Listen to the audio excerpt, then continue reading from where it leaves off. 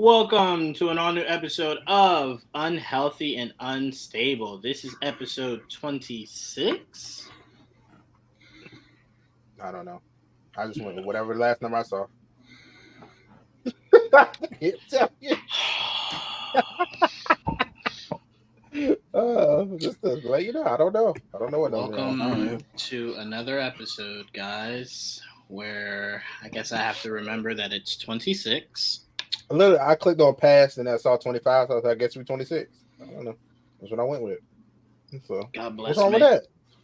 Not knowing? We've only done 20. What are you going to do when we get into the hundreds? Look at the past and see what the last one did. I can't count. Oh, shit. I'm using my work mouse for my laptop. You got me spiraling here, Trayvon. Welcome to an all-new episode. You guys know the faces, but if you don't and you're new here, this is Unhealthy and Unstable. That is Joel. That is Trayvon. I am Jawan. There's kind of a rhyming scheme going there as we went with the whole name thing. Joel refused to change his name to complete it, so not team sport, but whatever. It's the ons. It's the ons. You could have been Joel on, like something, like complete it. It's not in the cards, unfortunately. We're supposed to all be one. That's what Trayvon told me. That's how he sold me on this show. He said we'd all be one, but whatever.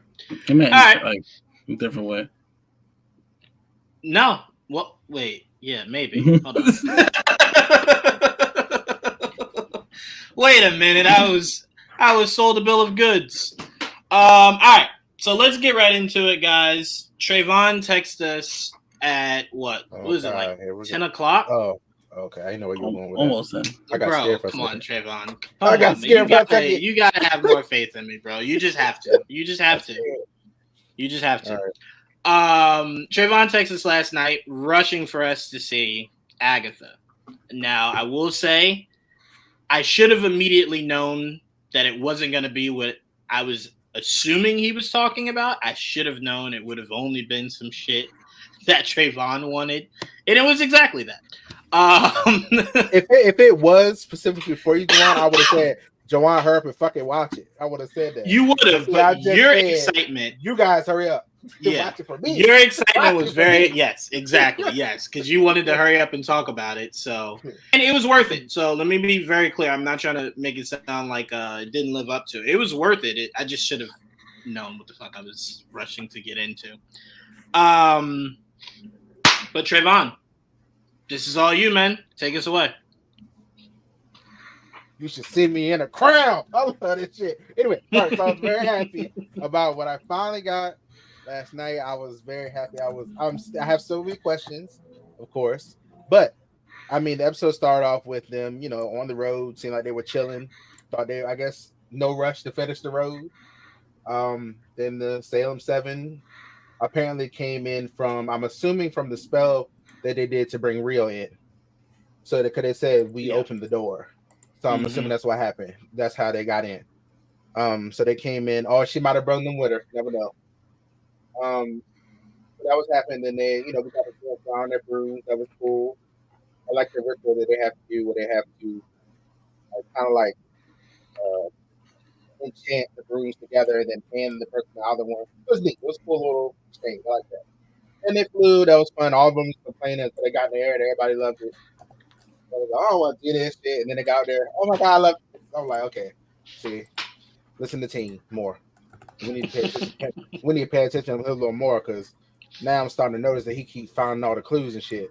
I was like, something ain't right. That is true.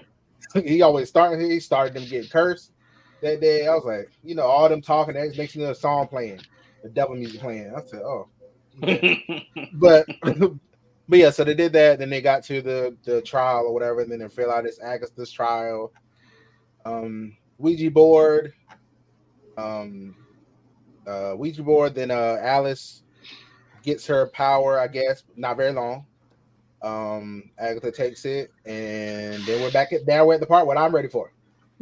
so we're at that part of the episode. Oh yeah, I forgot the mama showed up. The mama was talking about I should have killed you when you came on my body. Okay, hold on. Terrible. Trayvon, new rule is when you're this excited, you're not allowed to recap. Just start off with the shit that you were excited for, and then me and Joel will give a recap. This man just said, "All right, just let me get to the shit I want to talk about." It's like, all right, by all means, shit, it's a spoiler review. Get right to it. I felt bad if I went straight to that. That's all. Let me just go right, Trayvon. Your excitement was like omitting things from the episode as you were going on. It was like there were things that happened, but no, go ahead, get right to the shit that you wanted. So there were things, yeah. Okay, so then, so I think Agatha basically figured out that he wasn't officially figured out that he wasn't her son when he said the name, and she was able to hear the name, because if that was his name, he wouldn't be able to say it. Right. So after that happened, she was like, okay, now this motherfucker really not my son. And then she cackled. She was like, "I don't know. Are you sure, man? I don't know if she meant like you a bitch just like your mom. I don't know what that meant, but I was like, what that mean?" So then she did that. She like, "You just like your mother." And then he got a little mad. I said, "Okay, all right, here we go." Because you can hear. This is how hard I was watching this episode when she did that. You could before they even showed it. You could hear the magic sparking in his hand. I said, "What's that?" I can hear it. I said, "Wait a minute." And then he finally saw his hand. I said, "Oh, she went on the blaster." She was like, "Yeah, go ahead, bitch, blast me. Go ahead, take all that shit from you." That's what she wanted. And then she got a big old fucking surprise. She was like, "What is this? Teen, stop. No, bitch, get in the mud. Fuck you." So then she did that. He threw her ass in the mud. Love that for her. And then I didn't understand why he threw the other ones in there, but well, fuck them too. Honestly, I was here for you anyway. And then we pan in and we see the crown. I said, "That's what the fuck I'm talking about. That's what the fuck I've been here for. Let's get into it." Now bring on next fucking week. Okay, this is where I'm at. That song drop was perfect. It was probably one of the rarest double entendres a show has ever given. Huh. Right? The character that he's supposed to be portraying is the same name as the artist that comes on. He has his crown appear. The song comes in. You should see me. Like, there was like so many entendres in it that it was just like, this is very well done. I need an interview for somebody to be like, who came up with that? Because I was like, whoever it was, get him a raise, give him something. But that was so perfect. You didn't have to say the name. You just you hear the song, you look up the song. Oh, it's by Billy. Cool. Like, even if you didn't know. So it was just very well done with that. Now all I want interviews after this episode. Let's get to the interviews after, because all them interviews where they're like, "We think you're Wiccan," and he's like instant panic on his face. He's just like, I'm gonna talk about Teen. I was like, no, fuck Teen now. Let's get into Billy/Wiccan. Let's get into that. Well, we still have to wait for him to acknowledge himself as that. We know it. For a multitude of reasons, we know it as the viewer. Yeah. But you got to remember, just because we know it doesn't mean that. Viewers. No. I mean, us three, not we as the world. Literally, yeah. Yeah, literally us three. Oh, let me answer this question right here. We are fucking with you. Look, we are fucking with you. Okay, that's what we're doing. Okay. This is amazing. Ooh, commas are so good. I thought he said we fucking witches. I'm like, whoa, that might be your thing, dog, but no, thank you. But he was fucking witches up. I am good. All right, so Joel, piggyback off that. You can go through the episode if there were other things that stood out to you, or you can focus in on obviously what was the biggest talking point from this episode, and it was the reveal. Yeah, the reveal was obviously the biggest part of it. I hope to see what this is all about next week. But I think throughout the episode, it was it was Agatha's trial now, right? I think it was. Right. It was like 80s camp sleepover type of thing. I like the whole little thing. I also like the whole little nod to when they're on the Ouija board and they mentioned they said death was there, and then fucking Rio laughed out loud. I thought that was funny. Right. What else? And also, like Trayvon said, he actually spelled out Nicholas Scratch. Yeah, at the end. Yeah, that's how he knew Nicholas Scratch.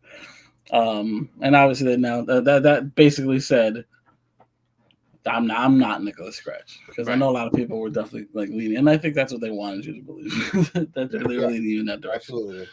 Absolutely. Which is fine because that's how this show does a really good job of like misleading you, and also, but like just with that music drop, they do a lot of good. They nail certain hit spots, and they have the right music at the right times. On purpose. I believe it's on purpose, obviously, or else there's no way it's a coincidence for all of them to hit the way they Right, do. yeah, no. So they obviously know what they're doing, and I appreciate that. The show does a really good job of it. It was even kind of creepy, like the whole exorcism parts are not, that hit. I'm not gonna lie, they did a pretty good job. I was like, okay, that's kind of fucking freaking me out. I'm not gonna lie. It was freaking me out. I do also like that they're allowing Catherine Hahn to be Catherine Hahn. Like, Catherine Hahn loves to curse. And I love that they give this show the freedom so she can fully be the Catherine Hahn we know from all the Will Ferrell movies and all types of adult comedy shit she's done in her career. It's great. That Mrs. Hart impression was perfect. Also, I thought that was funny because I'm like, is that actually happening? And then like she's lying, she's bullshit. I'm like, it's kind of fucked up, but it was pretty funny. I thought that was pretty on point. But overall, I mean, like that obviously it all comes down to, like, to me, the ending, like where it's about to end, and he's mad at her for, obviously, spoilers. Again, we're going through spoilers. This is obviously a spoiler. Killing Allie when they kill her. Look at the screen. Yeah, no.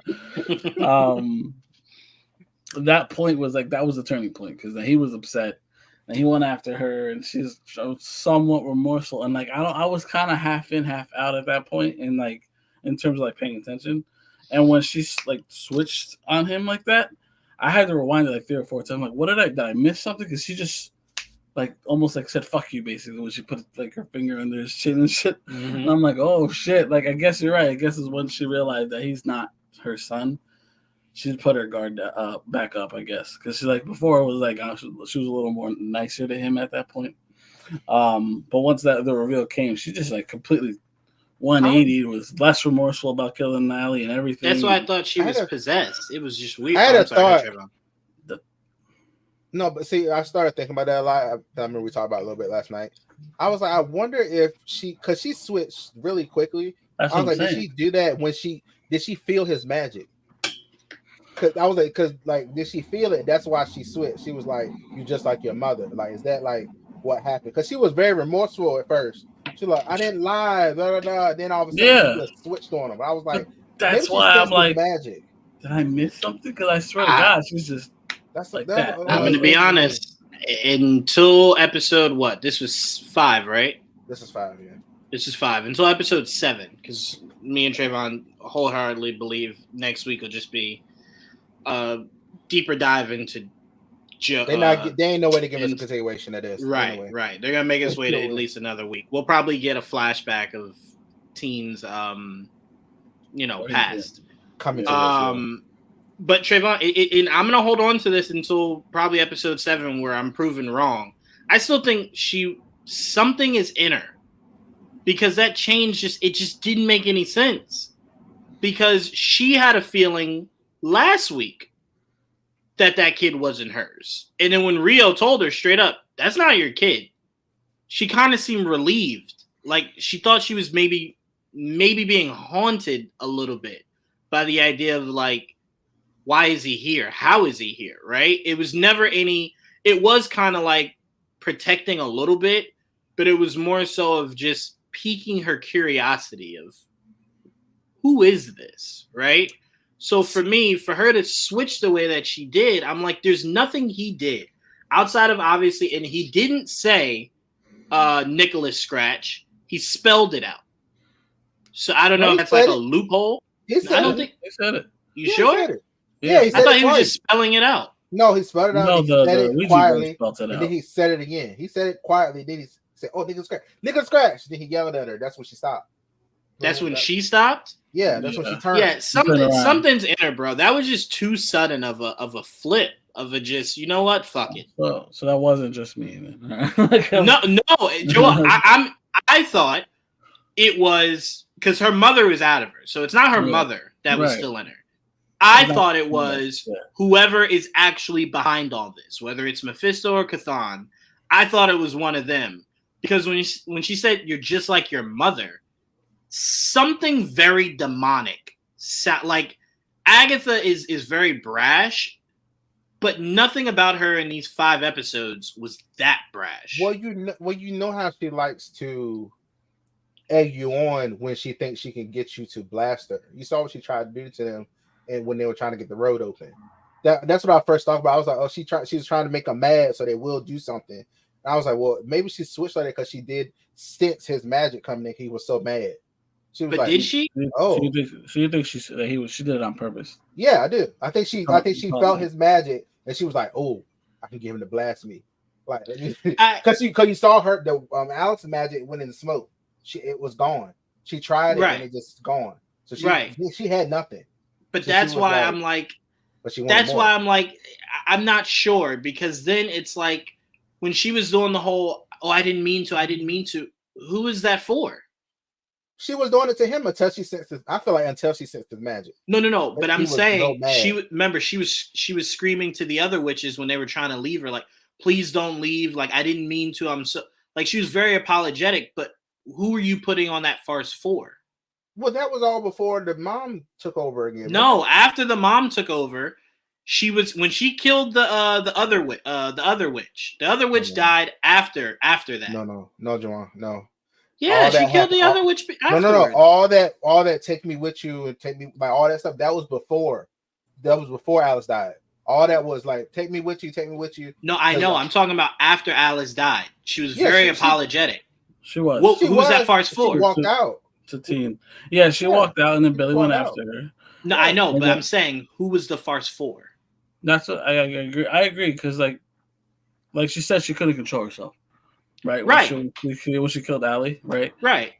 Was she being? Maybe this was it again. Maybe it was activated again, and then maybe it was activated by his powers, whatever that was. Because my biggest issue with what you're saying, Trayvon, is, and again, that's why I said sometimes maybe Marvel just thinks too hard of these things or tries too hard for these things. But you establish 5 seconds before Allie died that the other 2 witches don't fucking trust Agatha. So if Agatha, that's what I'm saying. So if Agatha's trying to put on a farce, who is it for? You already had the team that doesn't trust you. He already started to not really trust you. So it was like you were putting on a show for who?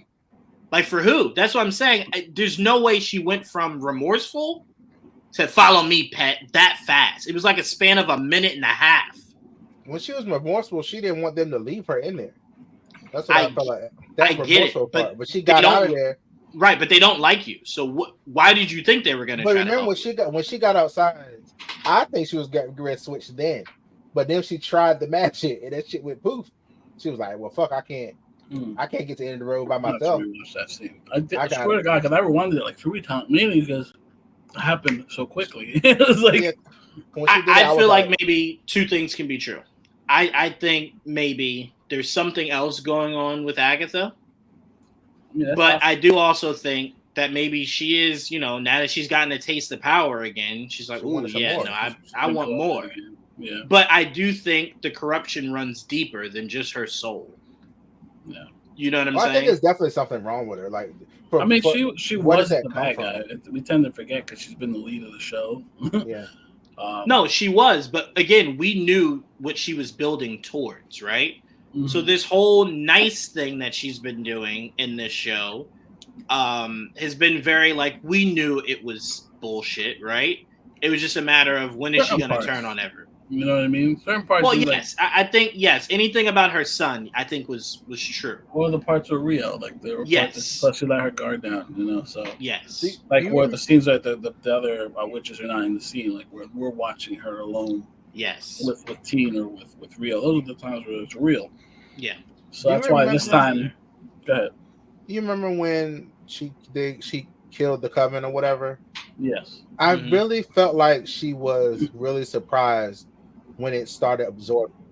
So when she was getting attacked, and then it just all of a sudden started absorbing, I really don't think. I don't know if she can control that. No. I don't know if she can She's control shown it. that she like can. It automatically does it. Like right.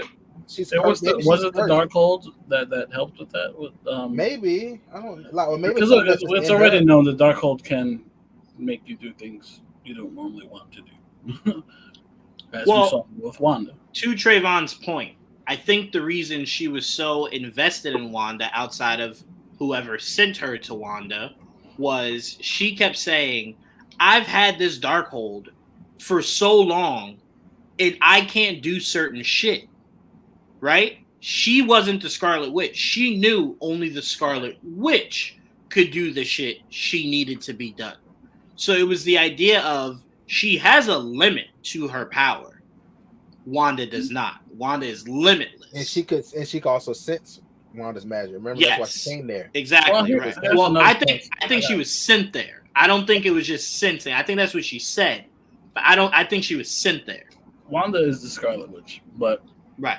what was her mother? Because her mother had a crown, right? She sure did. Yes, her mother was a version of a Scarlet Witch. Isn't just Wanda. I believe it's a title that has been passed down. But I believe Chthon has always seen Wanda as the one.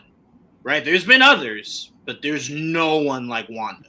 Well, then that means she was either manifested or she was like destined. Exactly. Because it's like, But that's why I obviously she's think not old enough to have some Chthon thinking about shit that happens 1,000 years from now. right. But that's what I'm saying. I think he just means did they're more manifest her. powerful.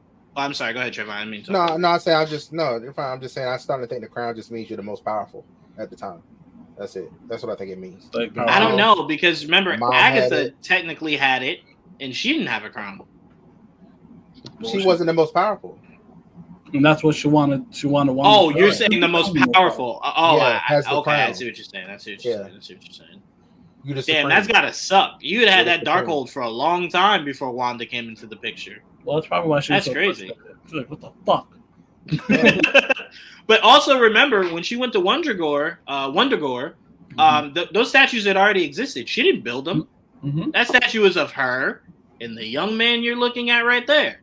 So it's like Chthon Yeah. obviously had a long-term plan for Wanda. Right. So that's why I'm saying I don't think anything Agatha has ever been doing has been because Agatha has chosen to do it. I think Agatha is the conduit for whoever is pulling the strings. It's seeming more and more like Chthon. It's seeming more and more like we're going to get to the end of this season and it's Chthon. You know what I'm saying? It makes the most sense. I mean, it's not who I want it to be, but it makes the most sense. Chthon wrote the Darkhold. Chthon has statues of Wanda. Like, sounds like someone very obsessed with Wanda. Wanda and Team. Yes, and Team. her son. Yes. Well, Right. her son. Right. Whatever. Only one of the sons Right. is the funniest part. Looking. Yeah. Right. Only one of them. And now look, remember the sons disappeared, right? When Wanda's hex disappeared. Right. Now look, only one of them is back. And it just so happens to be the Well, exact same one that was in the statue, right? So it's far, like, it's back. right, Chthon has clearly found a way to bring this fucker back. And either Chthon is manipulating him or Chthon is manipulating Agatha like he has, quote unquote, no pun, all along. So it'll be interesting to see how it plays out. I have to ask you guys this question. It's been the burning question in everyone's mind since last night. Joel, I'll start with you. Is Wanda gonna be in this finale possibly at the end of this season? I don't know. I mean, I'd love that, but I don't know. I really don't know. It's possible, I'll say, because it could lead off to whatever's next, and you got to reintroduce Wanda at some point, right? So why not now? Because I'm thinking about all the stuff coming, and I'm like, I don't know where she fits outside of Agatha. Also, remember, the very next thing we're supposed to be getting, technically timeline-wise, is Doomsday. Timeline-wise, next thing is Doomsday, because Fantastic Four exists in a whole nother plane. Alternate world. Captain America, we know, is very contained. It's contained. Thunderbolt's contained. Yeah, This seems like it has separate story, right. This seems like it will leak into both Vision, both Which it should. Wonder Man, right? I don't know. So we'll see. I just keep putting it out there because we'll see. But it's gonna leak into things. So for me, the first time we see Wanda again shouldn't be in Doomsday. That to me, that's just kind of just like, no, I don't like that. I don't like that at all. We thought she was dead. Well, most people thought she was dead. You can't just pop her back up, and it's like she's with the Avengers guys. It's like how? Yeah. Where'd she go? I thought she would at least. I mean, I thought she'd at least cameo, maybe at the end of this, but we'll see. I'd even be okay if Trayvon's that pass to you. I'd even be okay if it was like maybe a manifestation that Billy creates, right? Like it's the thought of, oh shit, she's back, and it's like, no, he's just seeing that. Like she's not really there, but where is she? You know what I'm saying? Just curious, and also there's a massive question here. The show is called Vision Quest. What is Vision's quest? Not like, what is his quest? Well, for right now, we'll say for right now. Yeah. What the fuck could his quest be? I mean, who knows? Depends. Yeah. I mean, there's a lot of things. Self-discovery is currently what it is. For sure. Or maybe his baby mama. Never know. But Trayvon, you think you're getting Mother this season? I'm starting to think, since he has the crown, that does mean she is actually dead. I really do believe the most powerful witch has the crown at the time. If she's dead, if she's alive, he couldn't have the crown. That's how I'm going with the crown. That's what the crown means because her mom had it. But you're missing something, Trayvon. What? You're selling him short.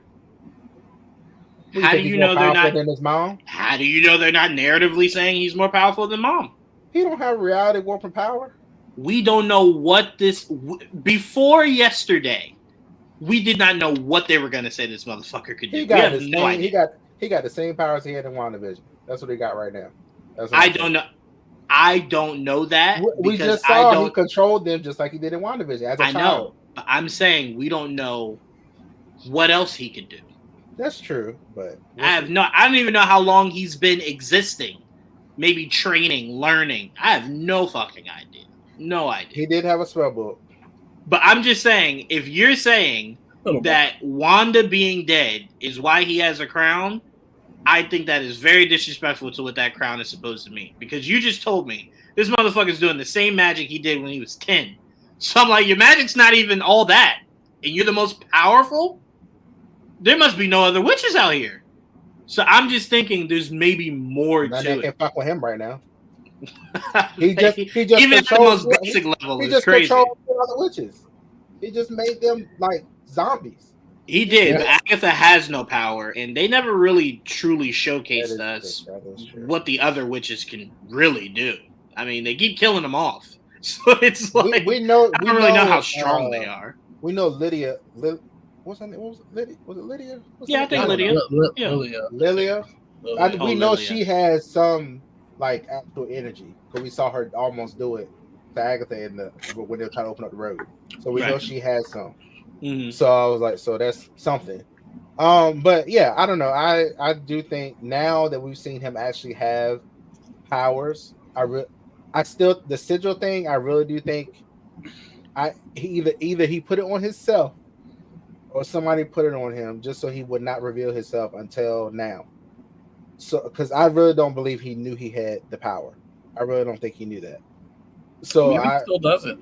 Who knows right now? Maybe, but he didn't show any of that the whole time. Like I really do feel like he didn't think he could blast. I really feel like he dabbled in witchcraft. I don't know if he could do this. Yeah. You know? So I really do think that sigil was put on himself so he wouldn't reveal it, or somebody did it. So I feel like the reason he's really on this road is to get his mama back. That's what I think. Yes, I agree. So, I agree. I'm curious if he knows about his brother. Because you'd expect at some point they'd bring his brother back. So I'm very curious about that. You know what it could be, right?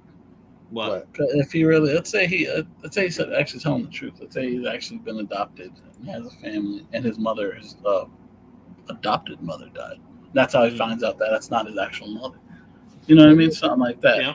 Mm-hmm. That's why he's on a journey to find his family, because he realizes he's not like the rest of them. You know what I mean? The people that were taking care of him. I won't reveal I won't like there was a featurette put out of him today, and it had like little clips of stuff we haven't seen yet, and I was like, interesting. So it's just little things like that. So I really think we're gonna get an episode of him at least. The background. Yeah, I Oh, really for think sure. we're gonna get one. Yeah. And then you also there's, I won't say it on here, but there was something in it that I was like, oh, okay. So we know something. I know something didn't happen. I thought somebody died with it. But yeah, so we're gonna see. So it's gonna be interesting. Yeah. Okay. Damn featurettes. Yeah. Yeah, like I said, I still think Chthon is behind it. I think Chthon. It'd be cool I don't to know, see man. one of them. Either one of them would be cool to see them like done, like see what they would look like. Yeah, this is my last hope for Mephisto. This Well, is you know, it. we keep hearing about Ironheart. I don't Yeah, but I won't care there. I won't care at all. I won't. Well, you'll I won't. care. Once it I becomes a won't. thing, you'll care. No, Maybe it it'll will get both. never make sense to me. That It doesn't have to make sense. You used to love a character named the Mandarin, who at the time was magic based, who fought Iron Man. It's not that different. yeah, well, no, it's completely different because you didn't put the Mandarin in other stories. No, That no, made no. no sense But and you skip liked- over Iron My Man. point is, you liked that aspect in the comic books, so it's Of now you're science just doing- and magic, yeah, science versus magic. That's what it was. right? But I'm saying specifically the person, not the concept of magic. They can do magic if they My want to. point That's is fine. that they're doing it now in live action, but they're doing it with Ironheart and Mephisto instead of they're doing it with the Mandarin and Iron Man. It's the same concept, except they're doing it with different characters. Yeah, You enjoyed it there, you can do it again. That's What if all you I'm get proposing. both? I get you. You're What if you stripping get it down to its The core. right, and I'm saying I'm very much on the surface. Don't go that deep. It's What very if- much what if just you the get- concept. Go ahead, It's Trayvon. just- Back in the not- day, you get both of them. What if you get Chthon is how Agatha got the Darkhold and all that stuff? Like we see a little more backstory on that whole process of her getting it, and that's what she made a deal with. But also we have Rio working for Mephisto. Like Rio delivering, I'd- she keeps I'd talking about say that delivering sounds- bodies and souls and all that stuff. Like That she's sounds like, convoluted.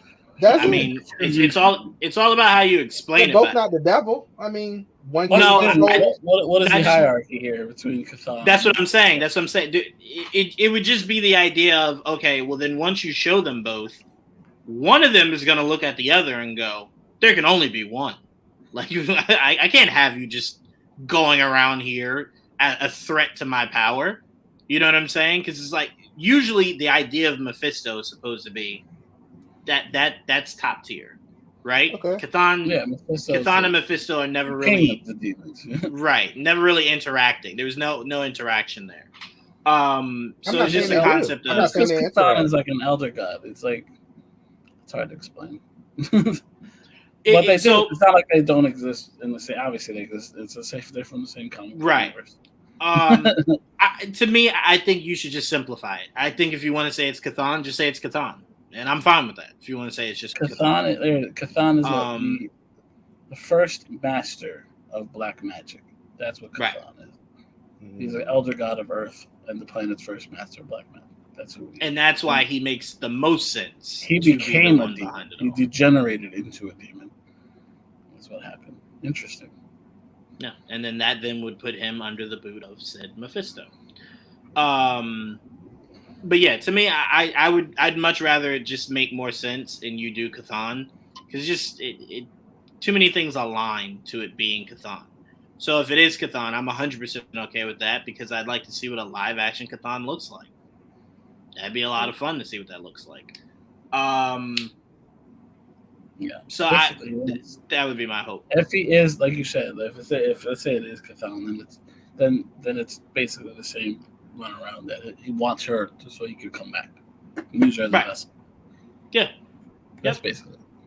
Yep, he's trying to figure out a way to get her back, and he's like, "I'm not strong enough to do it." I need Agatha's a- fucking pathetic. I need So- that chaos magic body. Yeah, where's that kid at? Let me go get that kid. Kid, go down this road and get the power you need so you can bring your mama back. I need your mama, not you. Your mama. Mama. Either way, I'm Mama. glued to my Mama. screen.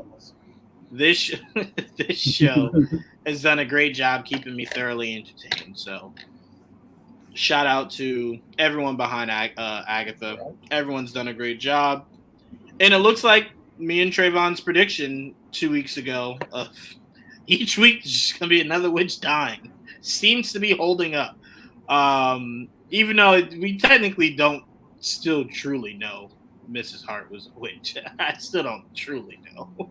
I don't know if being good at planting stuff is. That's what I'm saying. I'm like, I think that was the joke of Agatha grabbing her. She's like, she has a green thumb. She has a green thumb, so that makes her a green witch. Right. Technicality. Right. So I'm like, yeah, to me, I always thought that was hilarious. Because I'm like, she had no concept of anything that was going on. She thought it was all just jokes. That's why she kept drinking the wine after she should have looked around and saw no one else drinking that shit. You went back for another glass, ma'am.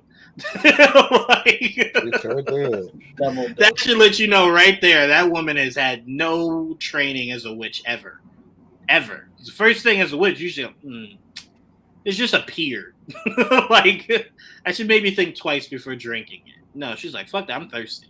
Yeah, that ain't witch behavior. Trayvon was very disappointed in her. Like, that ain't how we represent it. Don't fuck with our shit like that. But all right. Trayvon, was there anything else you'd like to attach to the to Mr. Joe Locke before we move on? Oh, yes, you're right. Hold on a second. I always look out for you, buddy. I mean, I just want to talk about, he's doing really well out here, I'm very happy for him because, Heartstopper did just come out as well. Right. And I thought that was very well done too. Like, that's a much more, dramatic, and his character is, I want to say, more softer in that show than he is here. Like, at least, the way he portrayed it right now he seems like a badass. But in that end, Heartstopper, it was very much a drama, like a kind of a drama role. Great range. I'm enjoying him a lot.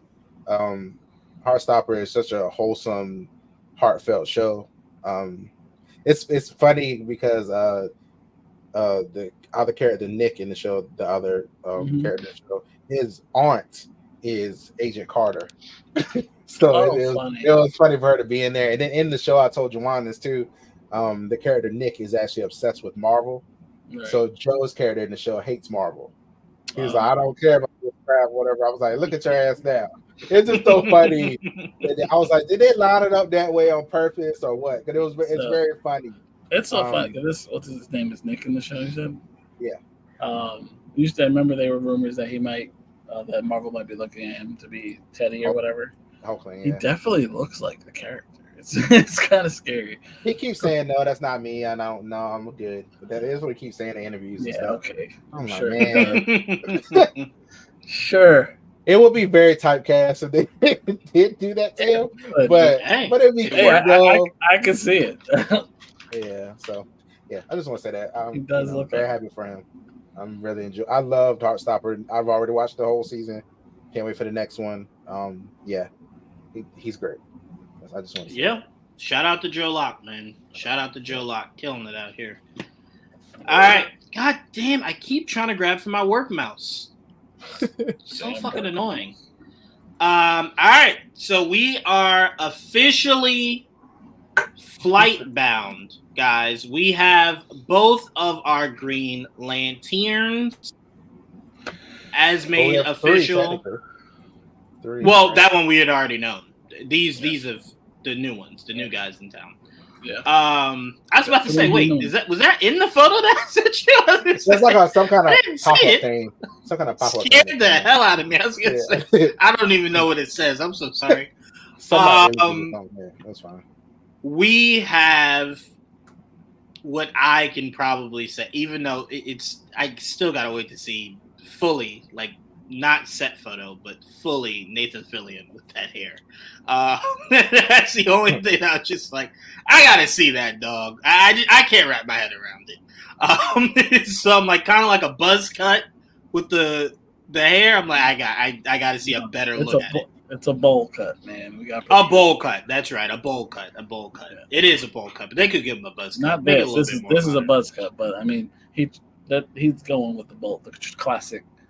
Classic bowl cut. Gotcha. Yeah, James seems like he would want to go classic.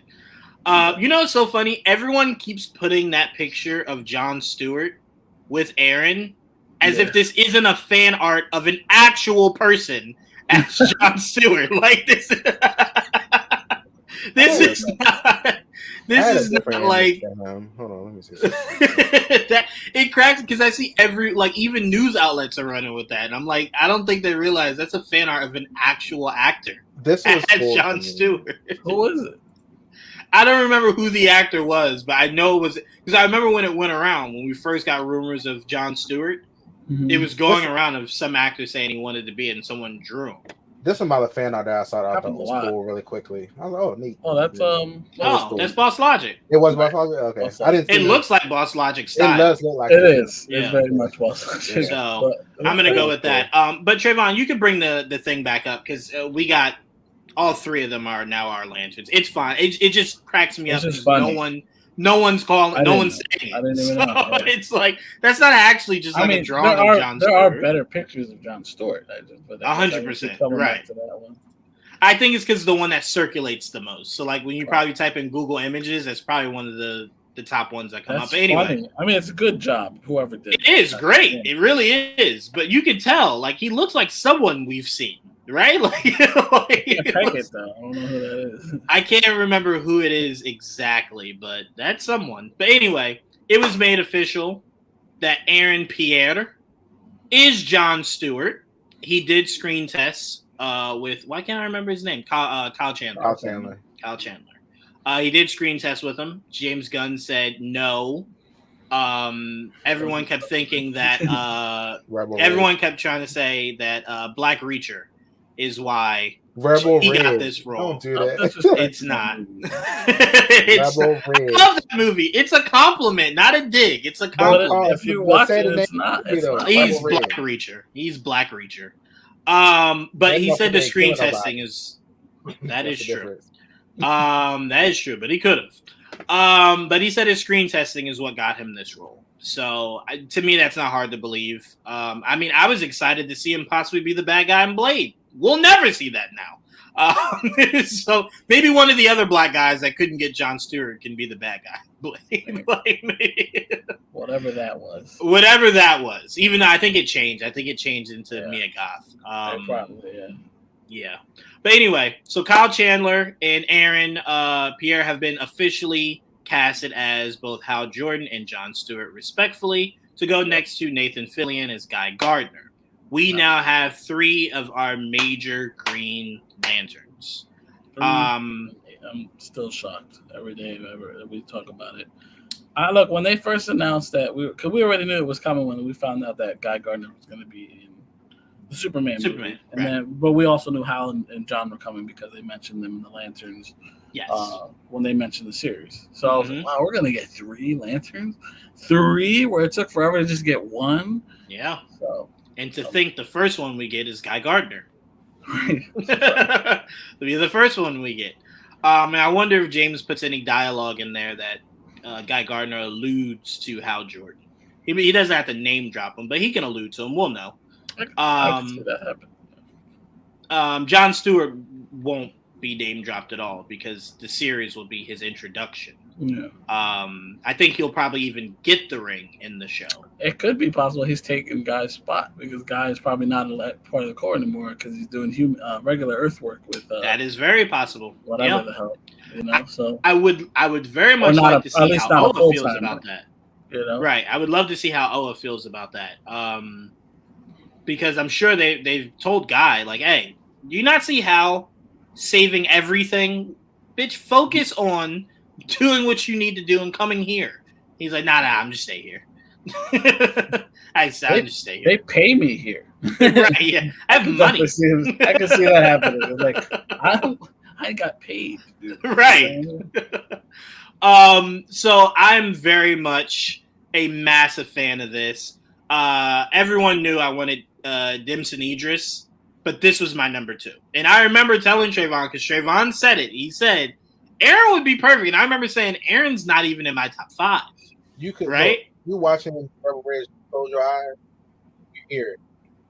You know how you sold me, Trayvon. You know how you sold. He did a phenomenal job in Rebel Ridge. So I'm not taking away from his acting, but you know how you sold me. You're like he damn near had his own oath in the movie, and I said, wait a minute, yeah, he did like have his own oath, and he sounded dope when he said it. I'm like, yeah, I see it now. Like I see it. There's no convincing. I see it. I see the vision. Like I see it clear as day. And then the idea that it was made real, right? Like, oh, his name is in the running. Okay, we're cooking now. And then it's like it's now down to him and someone. Okay, and then he gets it, and you're like, this is the second time we've gotten a fan cast that got casted. This is insane. Like, this is. But you know what I love about it? You know what I love about James right now? Oh, go ahead, Trevor. I'm sorry. No, I'm saying, which one are you talking about though? Because I'm thinking John Krasinski. But for no. He means just in this universe of James Gunn. Yeah. Superman was a fan cast. Lois was a fan cast. No, they were Trayvon. They were both fan casts. Right. No, Superman was. Weirdly, I've never heard of David, but it was a very popular fan cast amongst a bunch of people. I can tell you this, Trayvon. The reception when he got the job was probably the highest reception I've seen a Superman casting get since I've been born. Like the Henry one was, okay. I remember the why am I forgetting his name? Superman before him. Brandon. I remember everyone's just like, they're just going after the OG Superman. He looks just like the OG Superman. I feel like Henry Cavill, if you had saw his previous work, but I've never heard of him before. No, it wasn't his acting. It was just he didn't look like a Superman. Like he looked, he didn't give the look of it, but he embodied it. He did. And it looked like to me he did. It's just I don't know. It just at the time, especially at the time, I didn't really. I didn't have a fan cast in mind. It kind of came out of nowhere. I wasn't fan casting. It just happened. I remember I knew nothing about Man of Steel even being kind of something that was happening. That's what I mean. Like I don't remember. I don't remember hearing they're casting Superman. No, it just here's Superman. Yeah. Here's a trailer, and I was just like, Yeah. Well, the same thing with Brandon. Like it just happened. They just gave it to us. Like, oh, right. Cool. So I mean, for me, this just felt right. This feels right, and I love that James sandwiched two unorthodox castings. That's for sure. With a fan casting, right? So it's kind of just like, guys, just know I do hear you, right? But you're not always gonna get what you want. But sometimes I will deliver, and he did. He sure did. Right? I mean, not without its own issues for different reasons. For different reasons, right? But no, I think he nailed this. I think Kyle needs to be prepared to get white streaks. It's the only way I'll accept this role is if the white streaks are there. He already got some white streaks. He does. But at top, I need him to have him on the sides. You gotta have him on the sides, buddy. But yeah, no, this is gonna be so much fun this show. I still don't like that I'm saying show. Because I feel like it won't be the enormous budget it should be. I feel like you're kind of going cheap by putting it on Earth. And it's like, there's space people. Put them in space. I want space. Space shit. I just feel like they're like, look, you're going to get all that shit in Superman, so there you go.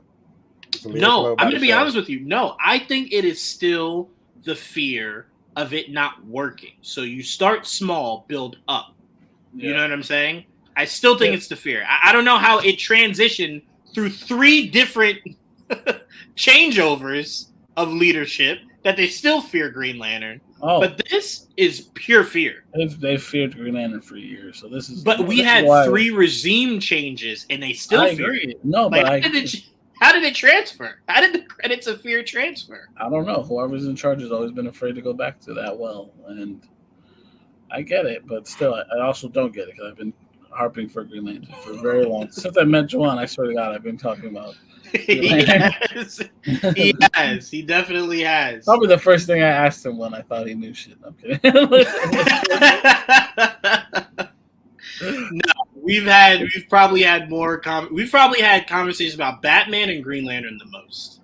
Probably. And it was give me more of one and just give me some of the other. Give me something. Anything, right?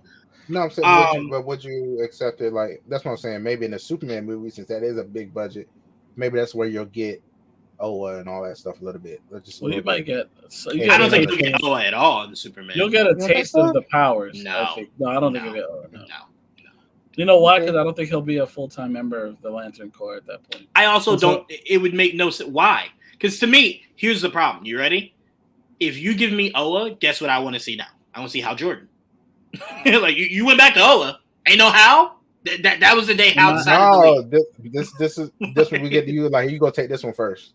Just be happy you got this one. But that's why I'm saying, if you give me him, let him be Earthbound. That's cool. You don't need to go up into space, up into Oa. Here's the thing. We will get Oa, I'm sure, in the show. I'm just saying, it being a show was not strategic. Well, it was strategic, but it wasn't like, we just think we could do it the best. No, it was because they're thinking, if it doesn't work, we could eat a show. The budget you'd need for a movie, they were not looking to do. So I think Peter Safran was like, hey, we are trying to resell the world on Green Lantern. Don't sell high, and then we fuck ourselves, and then we have to back down from it. Start small. So when the excitement builds up, we know people will actually go to the movies to go watch Green Lantern. It is smart. I just don't like it. You know what I'm saying? I wanted my Green Lanterns on the big screen. I want them on the big screen. You want an epic, and yes. As there should be, because there's so much you can do. And the thing is, it will be super CGI heavy. That's what I'm saying. That's why I think they're like, put it on Earth, so we can get away with doing it at night. Some CGI, yeah, right, yeah, for sure. Because they'll be in suits, and we'll end there. Right, they'll actually be in suits. Yeah, hopefully. And then they'll CGI like around everything else. Like, and then when they land on Earth, they'll go back to normal clothes. Right. Because why walk around like that? Exactly. I will say this, Joel. My question to you and Trayvon, I'll start with you, Joel. With it being a show, do you think, and I trust James and the entire crew working on this show, but do you think they're going to make sure to focus on how different each person utilizes their said ring? Because to me, I think that's extremely important. Guy does not use it the same way Hal does. Hal does not use it the same way John does. John, out of the three of these guys, for anyone that maybe is unfamiliar with John Stewart, has a military background. So what he conjures is usually guns. He's a military, always guns. But he's also an architect. So yes. Hal Jordan is more so like, I imagine a bat. Like I imagine these people landing in a giant baseball glove. Hal is very generic because he's a pilot. He's not like Kyle's an artist and John is an architect. Right. So artistically, they think differently than let's say Kyle. I mean Hal. Hal is very much bat. Hal's very basic bitch. Fist. Yeah, very basic. It's very simple. He's very simple with his lantern. I don't know enough. I forget. Guy, I think, has always been a step above Hal, like creatively, but not near Kyle and John. I think he's also, but remember, he's like a child at heart. So it's like his is always more so like Guy is just a dick. He is. That's what you're gonna get to learn about Guy Gardner is how unlikable and likable he is at the same time. Yes. There's a lot of heart in him, but he's also kind of like, I want to punch you in the face. Yes. And that's what you're gonna get. He gets under a lot of people's skin because he really just speaks his mind, and it's very put offish. Now, which is funny because if you ever watch cartoons, it's kind of similar to that. I don't know if you ever watched the animated series, but Guy, he's just annoying in that regard. But I agree. I think they should show that they all use them differently because they all have the same ability, basically. Right. Generate, physical light. Now it's just a matter of how you present it to the world for yourself, and so they all should do it. That to show the difference in everybody. Like, even the fist should look different because even the way Hal imagines the fist is not the same as the way John was imagining it. You know what I mean? So I think that they should definitely go into more detail in that regard. I just wonder how much they're going to put into that budget to really. I just want to know because look, I mean, it really depends. Because if you look at a show like the Lord of the Rings, like they obviously put so much into it that it looks great. Like all the way Mhm. through. Whatever you can say, whatever you want about it, but visually is not the issue. Right. And most of a lot of shows are like that. I mean, that one was another show? Lord of the Rings, Game of Thrones, another show. You don't ever look at that and go, "Wow, that's." Oh cheap. yeah, they don't cheap out. They don't cheap Right. out. But I think Lord of the Rings is probably your best example because it's supposed to be magic-y. It's supposed to be, fantasy. right. So, but also remember, they spend about $1 billion to make it look like that. That's true. Warner Brothers is looking James in his soul and going, See that? Yeah. See that's kind of. That's the thing. We don't know what the budget is on the show yet either. See, we don't. But them putting it on But Earth lets us know it's respectable. But if they can still give us a good show with a respectable budget, that's all we ask for, honestly. Well, I that's feel what we need for it to become a movie. Go ahead, Trevor. I'm sorry. oh, you're fine. No, I'm just saying. I feel like Amazon, they just out here just willing to spend, and Because they get Max- such a great return. well, I wouldn't say. I don't know if we would say that, but anyway, right? Not yet. Not for Amazon stuff yet. But You don't think Lord of the Rings is giving them a great return? No. I But can tell you this: if it cost $1 billion to make it, and you didn't get your return, there's no way they would have made a season 2. Because your budget has to get bigger for a season 2. it depends on how much that license is. We gotta use it. Like what they did. I know they don't own it. No, they definitely don't own it. No, they definitely don't own it. They said we gotta make an album shit. I don't know. we got this. I was like, I don't know. Hopefully it pay off later. But for Game of Thrones, I mean that's kind of built-in audience. I feel like that's why they're willing on Max anyway. Why they're willing to spend the money they spend, and also they're doing the dual thing now, right? Where they put it on the HBO channel and stuff again. Yeah, Like they're doing all that again. mm-hmm. So I wonder if this show is going to be the same. That way they can justify giving it a nicer budget. So this they show it on both. Right. I wonder. Mm. Maybe. That's what I hope for it anyway. Because this needs the money. This needs the money. This more so than probably anything else they do. I cannot have them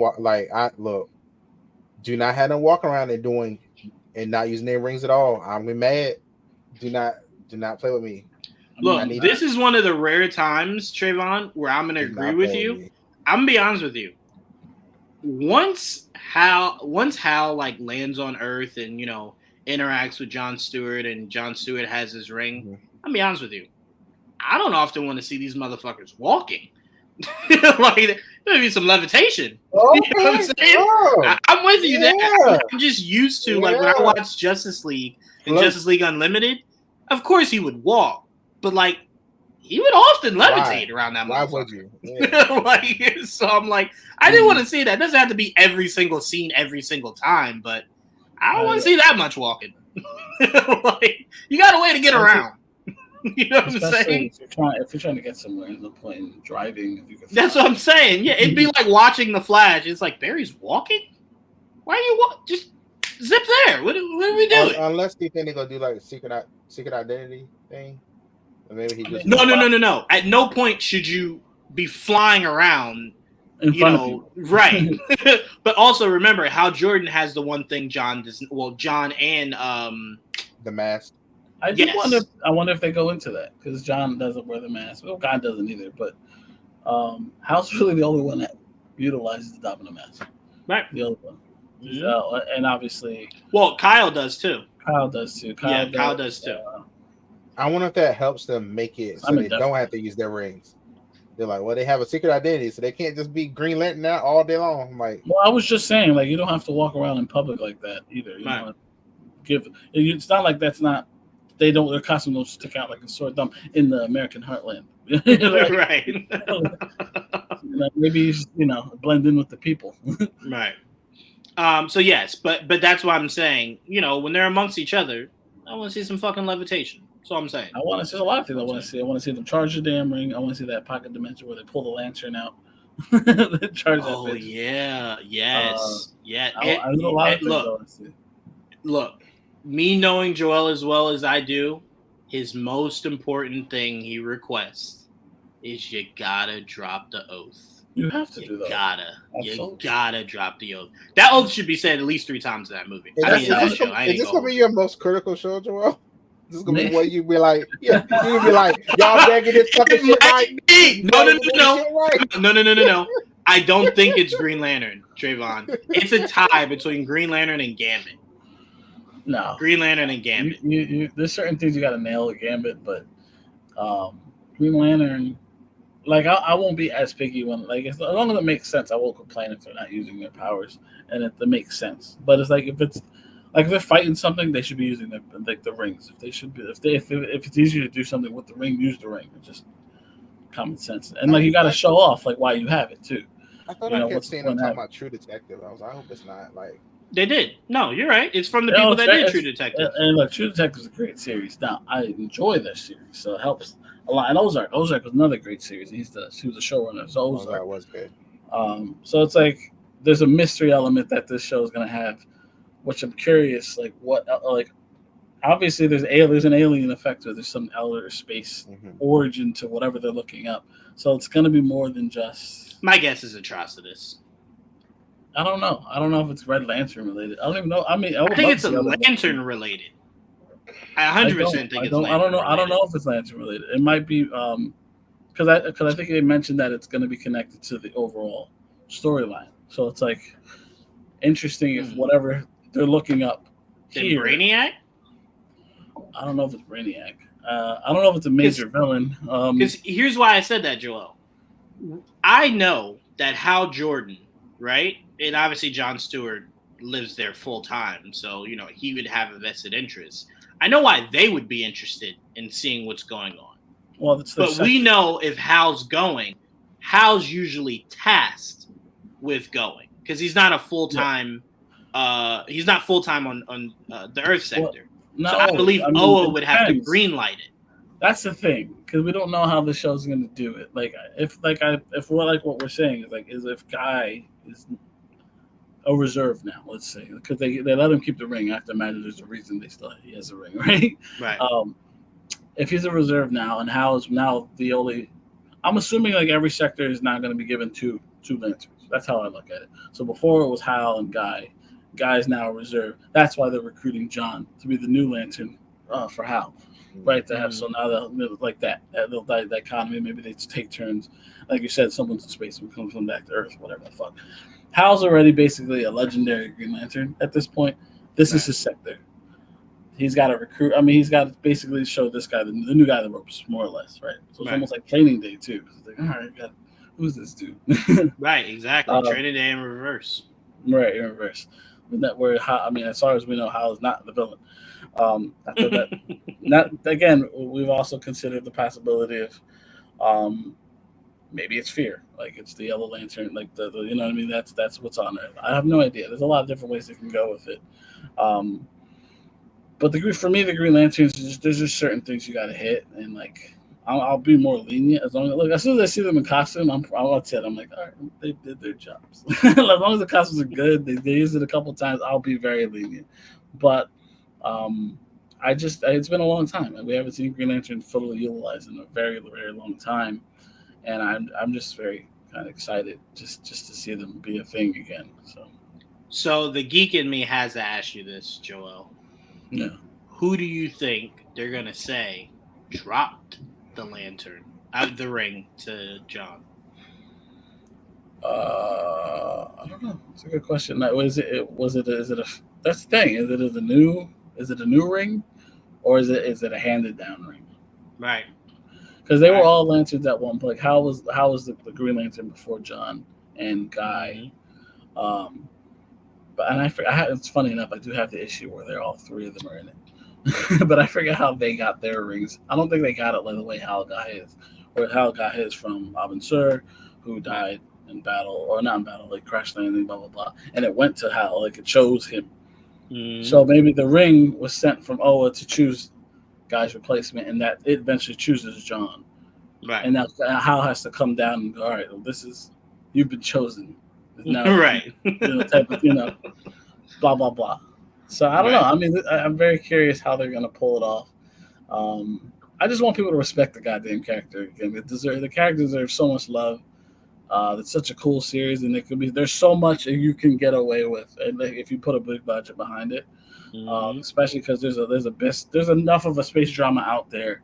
There's enough stories to tell. There's other Lantern Corps if you want to get down to Nick. Right? Like you just mentioned, Atrocitus. They fight the Red Lanterns. They can fight Sinestro and the Yellow Lanterns. That whole backstory, that drama, because. Before Hal and John, there was I'm sure Hal will bring up how he was trained by Sinestro, who turned who became bad guy and all that extra shit. I mean, shit. Look, if they want to take a series and really make it like we're about to get to this show, Penguin. After this, if they want to really do something inventive and new and fresh, I would love a Red Lantern series about how the Red Lanterns became a thing, right? About the idea of that, kind of how like I thought the Acolyte was gonna be. The idea of like bleeding the crystals and the idea of corrupting and consuming evil and all that. Like focus on that. Like I'd love that perspective from the bad guy. I think that'd be a lot of fun. It would be fun, probably more as a comic book series, because I think that'd be very expensive. Because right now there's no human Red Lanterns for us to have eyes through. You know what you could do though? But there haven't been. You could do what the Green Lantern animated show did. Remember how they corrupted that? He was alien, but he looked human. Yes. I'd love for them to do something like that. That'd be so much fun. So much fun. Because Guy was a Red Lantern for a bit. But like, I don't know. I mean, it really depends. Like, I wouldn't be against any of that. It's just that I feel like if you're doing more aliens, it'll be a bigger budget. It'll cost a little bit more. It will, but I think they'd be more willing to do it if this is a hit. They'll be more willing to do it. Yeah. But also you don't want to lose focus on your main characters. So like, not at all. Well, then you know what? You know what I mean? You know what? I'll meet you in the middle. If this show does great, give me Martian Manhunter. Yeah. Now that is a character you should have done a true detective story with. A series. But that guy is detective. Like, you know what I'm saying? He is. Yeah. That would have been the guy you get true detective writers to do something with. Yeah. And you don't need a massive budget to do Martian Manhunter. Not a massive one. You need a budget, but not a massive one. Yeah. Man spends most of his time on Earth being someone else. You just saw it. It's called Sugar. Exactly. That is what I thought about a little bit. Like, that's the first thing that popped in my head. What? I wouldn't even be against Colin Farrell being Martian Manhunter. But no, so I think they could do great things. But Trayvon, I never, for you and Joel, just before we move on from this, how much are you loving this casting? Looking at these three guys, knowing that this is real now, how are you feeling about these castings? Good, Trayvon, you start. Okay, so I'm very happy for Aaron Pierre. I'm very happy for him. Yeah, I think he's going to do great. I'm all for Jon Stewart. I've always been, at least majority of the time I've seen Green Lantern, it's always been Jon Stewart for me. Mm-hmm. So, but I know of Hal Jordan, of course, but the one I'm most familiar with is Jon Stewart. So I'm very happy about that. The other two, happy all are here. That's all I got. I don't know. Like, I don't. I don't know. I'm just not that familiar with them. Like, I was like, okay. Trayvon, do yourself a favor. Watch that cartoon. Now, John's not in it at all, but it's fucking good. I remember. Okay, I think it was years ago. Yeah, we watched it. It was like one season, right? It's two. Two. I do remember. I think it was good. I'm just like, I'm not. Check it out. Joel's like, don't think it was good. It was good. It was very good. Don't think it was good. Yeah, if you like it, check it out. I just love how Trayvon's like, man, it was so long ago, but I remember Jon Stewart in that cartoon. It's like that was even longer ago. No, I think I was 8 or 9 when that came Unlimited out. Was very long. Okay, that was very. It was not very long. I think it was long like 3-4 seasons. They only had one lantern. It's so funny how there's so many. They had 2 sets of that show with one lantern. One lantern. They even got rid of a Justice League member. when they went over to Unlimited. They did Justice League, and they're like, "Man, Aquaman, you're great." And they were like, "Justice League Unlimited." They're like, "Ooh, Everybody. no, no, we're gonna rock with this Martian Manhunter guy." So, yeah, you gotta go. John was. I mean, the only one that was not in it was. I mean, Aquaman was left out of the initial roster because they wanted someone that could be in space more, so they chose Hawkgirl. Right, but remember, in just Justice League, John wasn't part of that intro. John. I mean, Martian Manhunter. Sorry, Martian Manhunter wasn't part of that intro. It was John Stewart, Green Lantern, Batman, Superman, Flash. All there. No, it's all there. John's there. You sure? Yeah, he's an original member. He's in the first episode. In the first 2 episodes. No. I know he's in the show. I'm talking about the intro. I don't think he's in the intro. Yeah. I swear to God, I don't remember. I know for a fact in Unlimited. Well, Unlimited is. They showed Kyle once in Justice League Unlimited. And it was. They show Kyle once. Kyle was in the Superman series, show for some reason. But very weird. But Hal did show up for a second. They don't say his name, so it could have been whoever the fuck you wanted to do. If you want to call him Kyle, very true. It just was a white lantern, not a black lantern. So they switched them out for like a second, and then they switched back. I wonder why they do that. Why don't they use them more? Because at that time it was John Stewart. Just like at that time it was Wally. It's the same reason you don't really hear about Barry. In the comics, it was Kyle for a long time. That's why Kyle was the Green Lantern they chose in the cartoon, in the Superman cartoon, because Kyle was the Green Lantern at the time. Kyle was the only Lantern for a long time because the core was completely destroyed. But and again, that was the Green Lantern. Speaking of the Green Lantern you grew up with, comic book wise, Kyle Rayner was the Green Lantern I grew up with. And of course, Hal before that, because I remember white haired streak. Hal. Yeah, I was about to say, that's what I'm saying. That's what Kyle better do. Yeah, Kyle better rock it. He had the white hair, and I remember him and Barry, and I remember him eventually turning into Parallax. And oh wait, I never asked you, Joel. With him being older, right? Mm-hmm. How important is the bomber jacket? Oh, bomber jacket's still important. Doesn't stop wearing the bomber jacket. No. I know, but I'm saying because he's not your focus anymore, it's leaning towards making John how important is the aesthetic of? I still want to see Hal Jordan, Hal in the bomber jacket for sure. Gotcha. Especially when he's on Earth and not wearing his, especially when he's not in his Green Lantern uniform. I want to see him at least a couple times in that bomber jacket. They show Kyle and the Amazing Episode, and he's gold and comes for Lex. I know that episode he's talking about. I don't remember Kyle. I know the exact episode he's talking about. I remember a lot of Amazo. I mean, there's a couple of.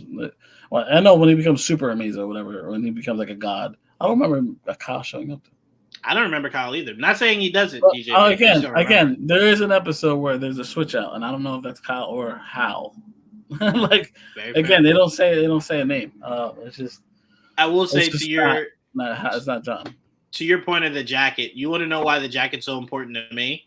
It's because I'll never forgive Arrow. I'll never forget that bar scene where you see the jacket and it says Jordan on it, and it's like, you bastards.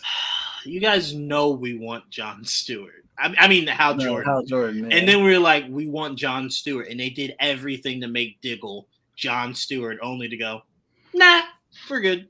Yeah, I mean, the return of Hal Jordan came because of the New 52. Yes. Because they brought Hal. Hal and Barry came back because of Jeff Johns. Jeff Johns brought them back, and then from there they became the focus of going forward. So that's why you saw Hal come back in the cartoon and have his own show as Hal, and the movie was focused on Hal. Yes, you're absolutely right. I confused that with Unlimited, DJV. You're absolutely right. Yeah. I do appreciate the New 52 because the New 52 brought back Hal and then brought in John. Just like they brought in Barry and then brought in Wally. So that's why I keep saying we can have New 52 almost erased Wally, unfortunately. Wally, because they brought in Wallace, not Wally. It's very different. They created a new character. Got you. Okay. Named Wallace, the black Kid Flash. We still had both. Yeah, I mean they brought Wally back recently in Rebirth, and now he's the main Flash. While he's back to being the main Flash. Don't tell Mike that. That's true, though. I mean, he'll find out because we're going to be talking comics soon, if he doesn't know already. And that they, of course, the New 52 also introduced Cyborg as a founding member of the Justice League. That was one of the most head scratchy, questionable choice. Yeah. I mean, I was very excited at the time for Cyborg to get the upgrade, but at the same time, I'm like, after the fact that I realized what they did is the fact that going forward they're going to say he's a founding member. Like, wait, what are we doing? And think about this: they tried their hardest to erase Martian Manhunter from the face of the earth. They always do. Poor Jean. They always do. The Martian never gets. Shout out to Supergirl, man. When no one else believed in him, Supergirl did. Even I do it. I was like, 7 members, but take out Jean. Who would you put in? After Wally came back, Wallace disappeared. DJV, shout out to your comic book knowledge. Wallace is out there still. They call him Ace now. They don't call him Wallace. That's probably what DJV means. He's not even Wallace anymore. He's something else. But Joel, your thoughts on this casting, man? I love them. I've grown to love them because obviously a very old Hal Jordan was not my first choice. like everybody, I was a little taken aback. Like, God damn, that old? I know you're going old, but fucking, I was thinking like 40s, 50s, not 60. You know what I mean? I was like, that is fucking old. And I love me some Kyle Chandler. I've definitely learned to love him more now that I've been watching some Friday Night Lights. Actually, really good show. Shockingly good. More better than I expected because I continue watching. This is very good. Because it's always funny because I've seen Kyle in a lot of things. I could just never remember what it was. Like so many, because I remember him being up for cable. I'm like, I don't see it. I don't see that at all. I'm like, I hope it's not him, and it wasn't. But same thing. I agree, DJV. Hopefully that's not really a thing anymore. Even though technically, if you're gonna read Justice League, I mean, the new comic is called Justice League Unlimited, and almost everybody that's not fucking the Doom Patrol is in that bitch. So, DJV, I'm with you on that last part. I wanted Jason Momoa to do that in the last movie. What's that? Hook hand. Yeah, I don't really need a hook hand. I mean, if you do it now, I've come around to the fact that like it's been a while. To me, now you have to do the hook hand. You have to be so eerily different. I mean, unless Momoa comes back to be Aquaman again. If it's a new actor, you do need to be drastically different than what his Aquaman looked like. Yeah. So for me, give the aesthetic of the hook hand. It's dope. I don't need the hook hand, but like I get it. Hook hand's needed. Hook hand, blonde hair. Bring it back. I'm cool with the blonde hair. I don't need the hook hand. I'd much prefer just the trident, but you can do both. Why? Because I just feel like you need 2 hands for the fucking staff. It's very magic water hand. Other hand better do something. I probably like the magic water hand less. Even though there are times that with the hook he'll just switch it out for like a golden or like robot or hand. Yes, I'm like, it's so dope. Yeah, I need that for sure. Yeah, I was okay for him to eventually progress to that point, but we'll see. I mean, I don't know how they're gonna do Aquaman now. Where were we? Green Lantern, Cal. I like the casting so far. Like I was not expecting it. I think Juwan was over the moon over Kyle Chandler getting the part. So I'm like, okay. His excitement made me more excited. For the longest, it was Chris Pine or no one. Yeah, they're like Kyle Chandler. And I'm like, that might be the only someone I'm okay with. The idea of Chris Pine really stuck with me. Like I love Chris Pine. I would love that. But the funny thing with Guy Gardner is like when they first announced that it was going to be Nathan Fillion, I was like, because they just announced that Nathan Fillion cast as a Green Lantern. They weren't specific as who. Right. I'm like, what the fuck? He finally got the role. He's been fan casted for forever. Right. And it's so funny. He eventually does become a Green Lantern. It's fucking Guy Gardner of all people. That's so funny. And they're giving him the bowl cut on top of it. So funny.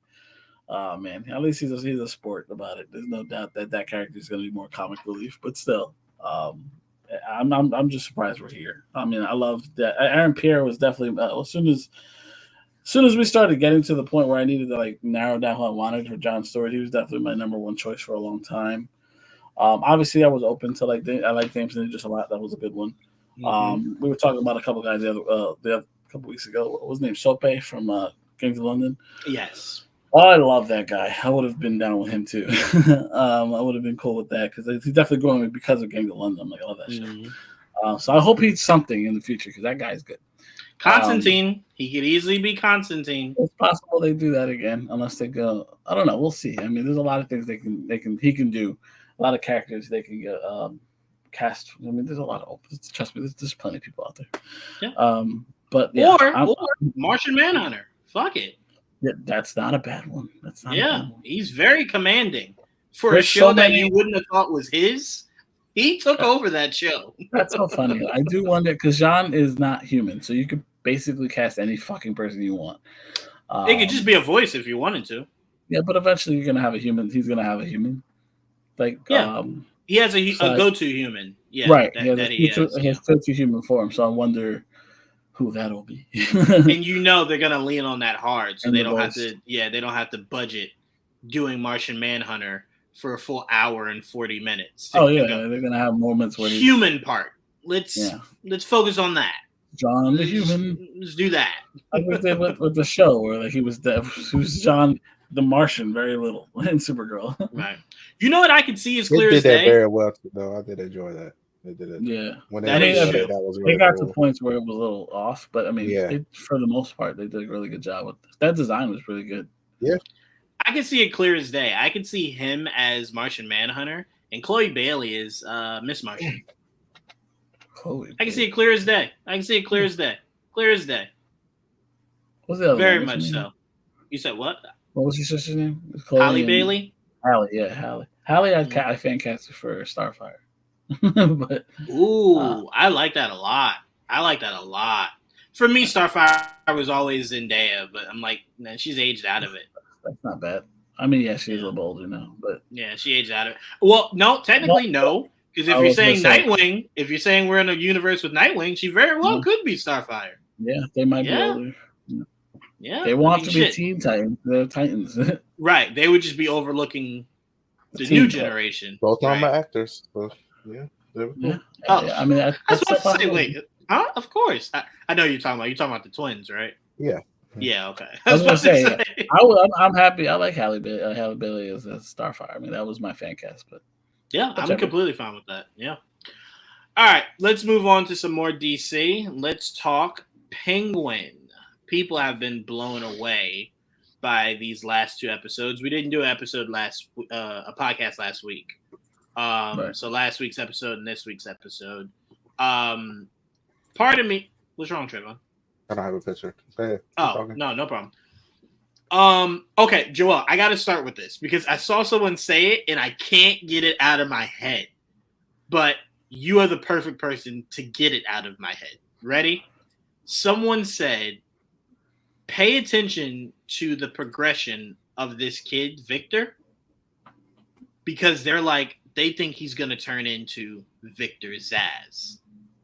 And when they said it, my first thought was, no, exactly. That was my first thought. And then I slowly started thinking, him making the decision to stay kind of seems like you're growing him into something. He's not just going to be Penguin's right hand. You're growing him into something. let's see if he survives. I don't think they kill him off. I'm just saying that this is not a character right now. So as he's on the table, anyone that's not Penguin is possible to die at this point in the show. How crazy would it be if even Penguin could die? You're like, damn, one and done? All right. But they said it, and I'm like, I couldn't get out of my head. I'm like, because I would really love to see what his evolution of acting could be for. See that because I don't know if I'd like that either. Because Victor Zsasz is a legit serial killer. I know, but that's what I'm saying. is You could not. turn him into that. That's what I'm saying. I don't see a serial killer in this kid.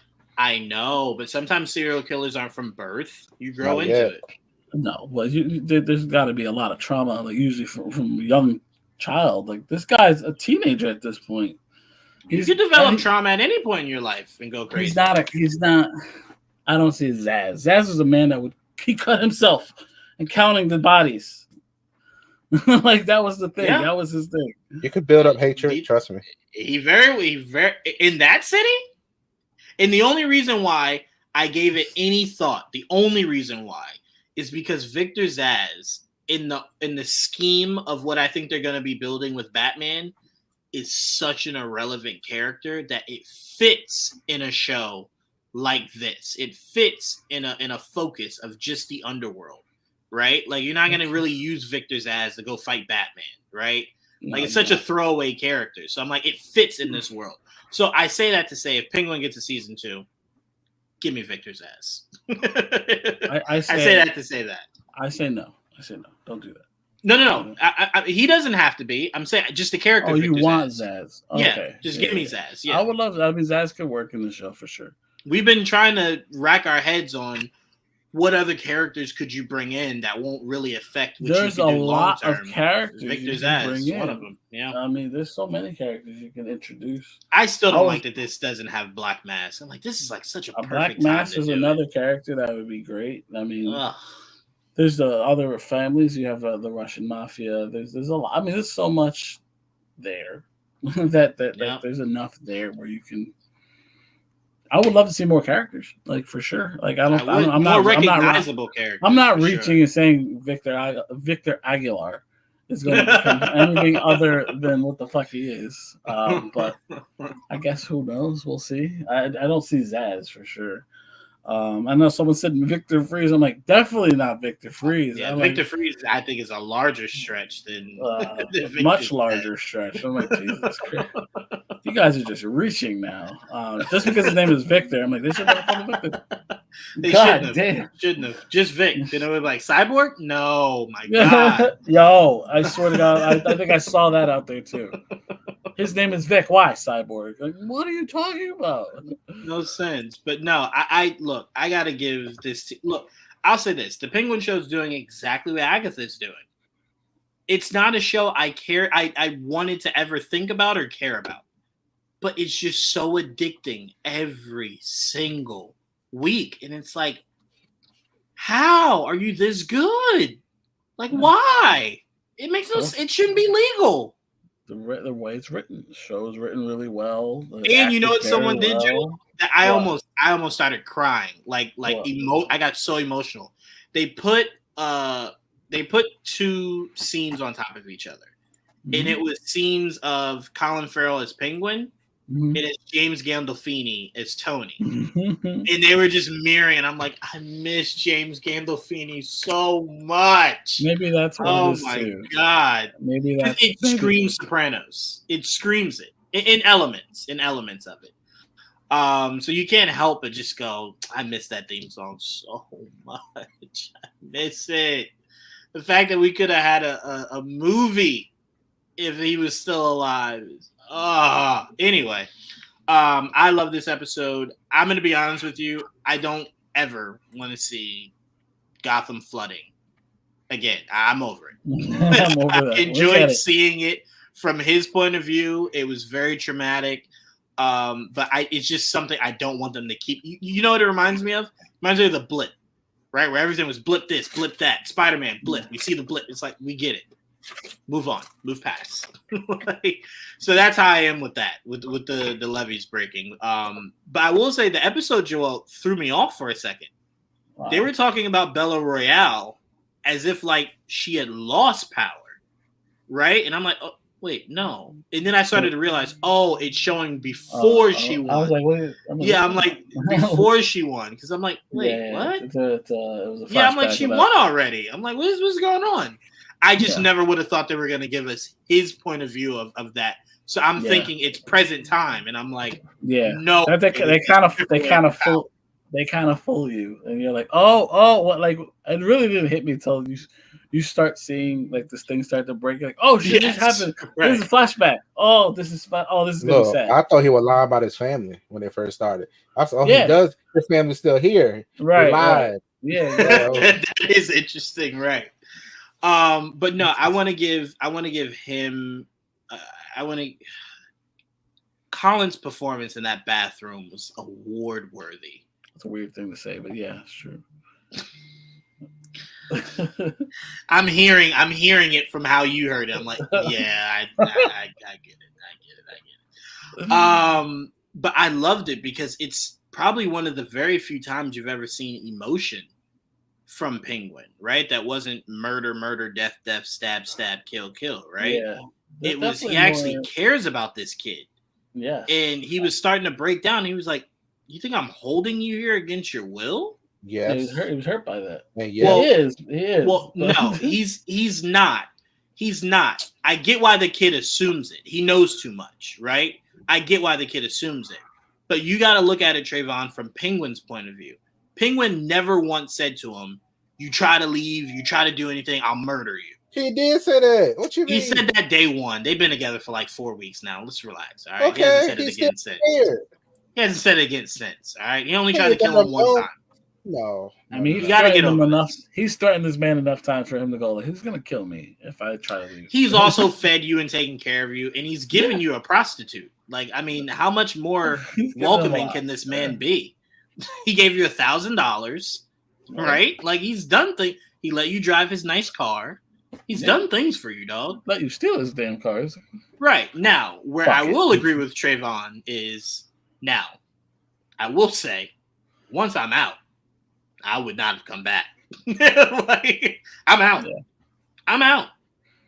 And he Bye. would have been good because Yeah. someone probably dead right now, and he would have 100%. been scot free. Car wasn't his. 100%. You He know what's was so gone. funny? You know what's so funny? When What? he pulled back up, he probably thought to himself, "It was about to kill him before I showed up." Yep. God damn. Yeah, that's He what he's funny. He's like, He well, still nah, could have just sat there. he could He have. could have. He could They have. didn't But see he's him. They did not see he's him a good yet. person at his core. He's a good person. He wasn't gonna. That's watch what I him die. mean. He's not a bad dude. Yeah. Like, Yeah.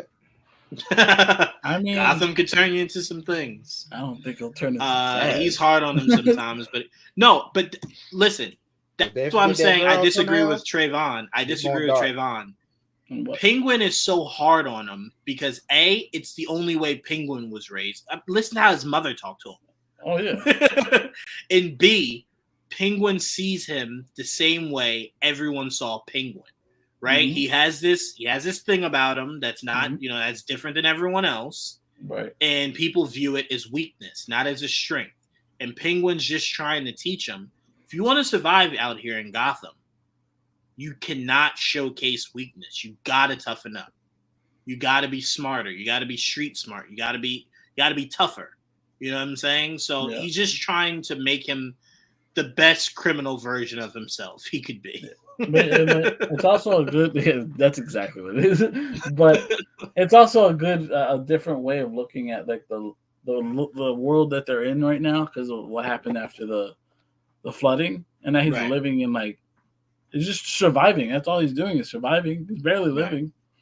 So like when Penguin takes him in and gives him basically a life, do you blame him? It's like living on the streets, or or this luxury basically, and fuck it, I'd rather do that. I might die, but it's better than feeding. He would go with her and be broke. He would. They'd have a broke life. She'd get Yeah. pregnant. It'd be God damn, what? I'm just telling you how it's gonna happen, man. They're gonna go to California. It's more expensive there than Gotham, I imagine. Joel's like, she'll be pregnant.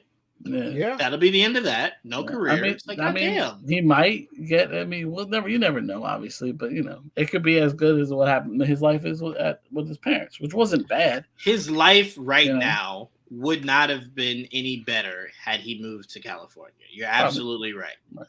But you got to go with the cliche. The cliche is you live life with your heart, right? Mhm. And it would have created happiness in a different way, not financial happiness, but it would have. Trayvon, I get it, Ability. but it would have created a form of happiness that some people, Trayvon, that's enough. That's enough No, for them. Can't live on I no said damn for air. some people. You can't live on air. I'm just saying, not driving around in Ferraris to some people is okay. They don't have to drive around in Benzes and Ferraris and I don't And have that either. He Lambos. wouldn't be driving in his shit. no. I know. I'm saying the life Penguin's trying to create for him could get you those things, Or he could but die. the life you would have, or he could die. But that's literally anyone in any facet of their lives. Like this just maybe speeds the possibility up. But anyone could walk outside and a tree fall. Well, after So this it's last like- episode, it absolutely sped it up. Oh, for sure. Yeah, no. The eyes are now on them. So that is for sure. But I love this episode. I thought it was some of the best writing I've seen in television since House of Dragons went off air. Bro, Colin Farrell don't win something, bro. I don't know. Like it will terrify me because if he wins something, the first thing Zaslav is going to say is, "How can we get more?" I mean, I wouldn't turn down more. I mean, they've already talked about they want not more. just Penguin. He'd go, "All right, what about a Joker series? What about this? What about that?" Then I'll touch Joker for like next 10 years. Right now, We know that's not true. Joker's going to be in the next Batman movie. Really? Yeah, what's his name came out and said it. Who said it? The actor that plays Joker. He said it. Let me be very clear on what I mean by he said it. I watched Someone it. asked him, is Joker going to be in the new Batman? And his answer was the same answer Joe Locke gave when they asked him, "Are you Billy?" So that's what I mean by he said he's going to be in it. I mean, that was as much of a yes as you can get. You don't tease the Joker and not go back to it at some point. It's weird Because that's the actual. You filmed Joker. an That's the entire deleted deleted scene too. Huh? That Joker was ugly as hell. Yes, you did. Oh, it is ugly. I'm not telling you. It's not. But- I'm just saying but it's this different. this Joker's also not going to lead a movie. We're not going to get any Joker Exactly, movies anytime right. soon, I ain't and never ever seen Joker probably. that ugly. Again. Damn. Like that. Why you Bro, do that? can I wanna say, talk to Matt DJV? Reeves. I love that. I loved that scene He getting at kidnapped. the end of the episode. I loved it because he goes, "What about Sophia?" And Penguin's just like, Fuck her. "Bitch, we could die. Get us out of here. What are you talking about? Let Sophia die. It's the best of both worlds. Let her die." She's not gonna die though. They're gonna Of kidnap course she's not gonna die. Penguin's gonna assume she did. She's gonna pop up. Penguin's gonna go, "Oh, there you are. I searched endlessly for bitch. We were together and you left me. You think I didn't see that?" her. What if she start working with that family to take down her own? To take down her own? Yeah. Oh, the other family. Yeah, she starts working Oh, with the, yes, gotcha. whatever this family I mean, is. she could. She could. Mm. She could. She very well could. Because remember, if she works with that family, she'll have the ultimate trump card. She holds power over that one guy who's sleeping with her uncle's wife, and she holds the cards over Penguin because that family very likely could tell her, "We helped do that attack with Penguin," and then she'll know for sure Penguin killed my brother.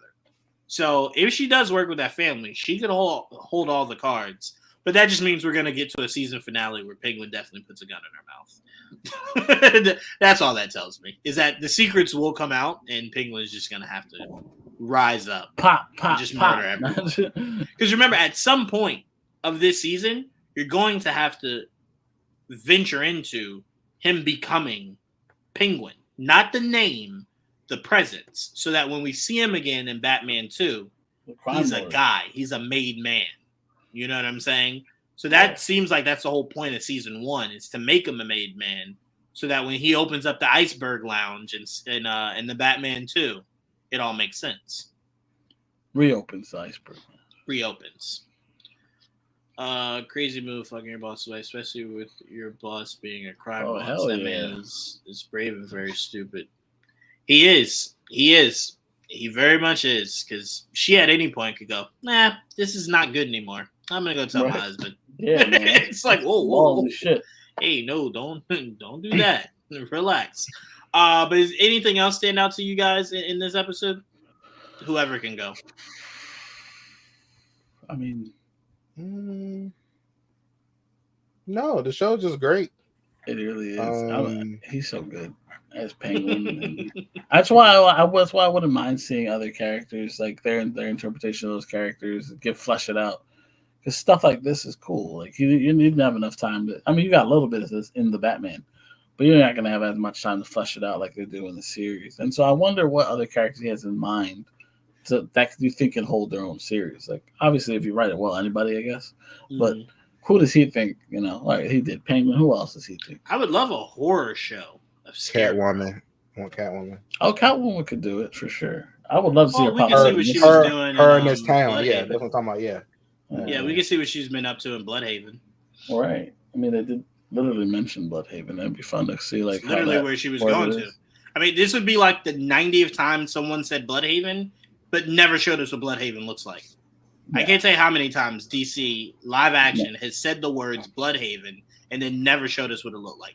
No. Maybe Arrow. I think maybe Roy in an episode was maybe in Bloodhaven, but I don't remember. I just know they've said it a lot, and I've never really seen people in Bloodhaven. Couldn't even tell you what the fuck it looks like. Yeah, I'm sure. It's so funny because I think they mentioned it in Arrow while in Star City, and I'm like, Bloodhaven should not be even nowhere near Star City. I have no idea how this train. Oh, you mean like how Metropolis and Gotham were separated by a bridge? You mean like that? Yeah, I mean sister cities.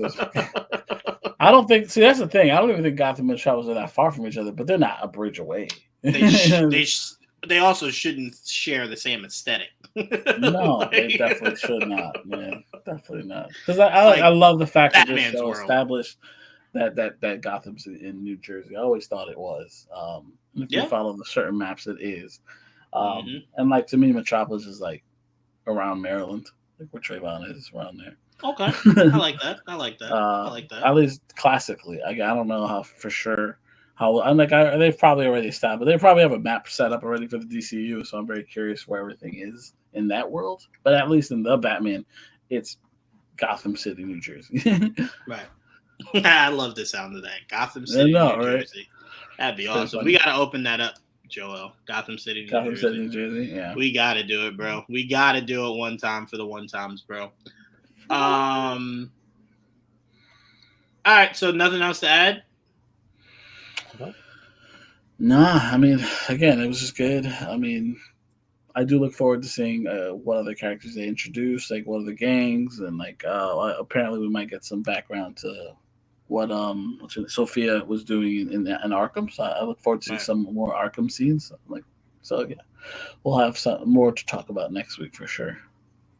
And I cannot wait. Sunday can't get here quick enough. All right. We got some hold on. Okay, sorry, I was talking to Jamie. All right, so let's move on. We got some cancellations to talk about, guys. No.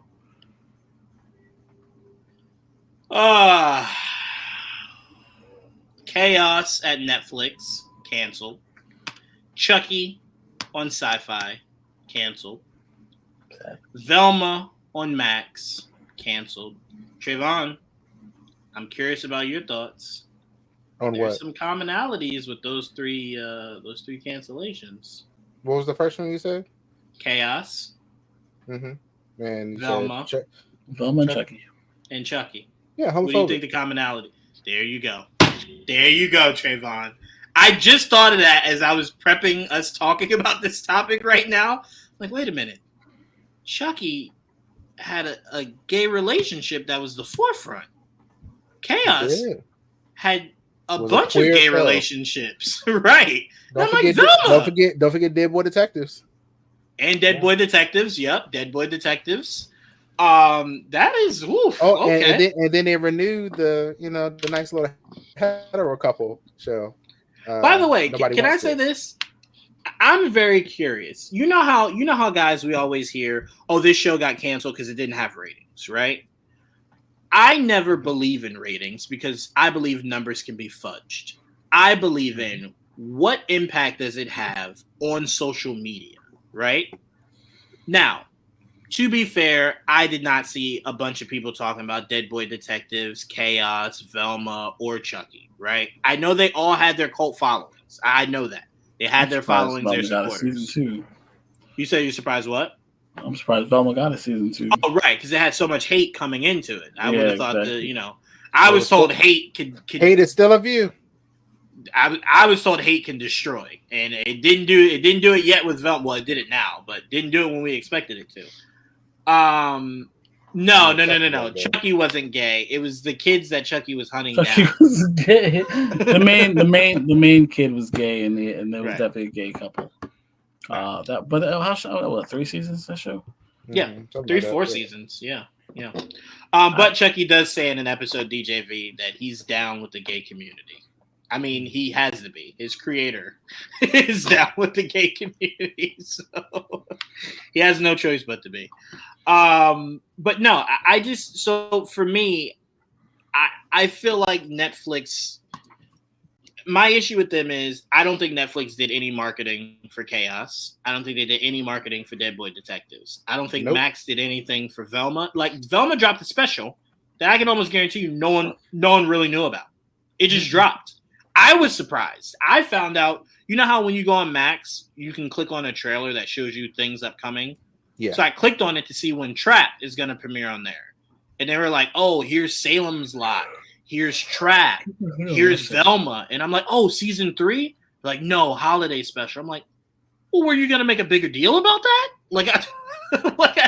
It just slid under, right? So I'm like, I'm sitting here waiting for a season 3 announcement. They were working on a special. So I'm like, I had no idea.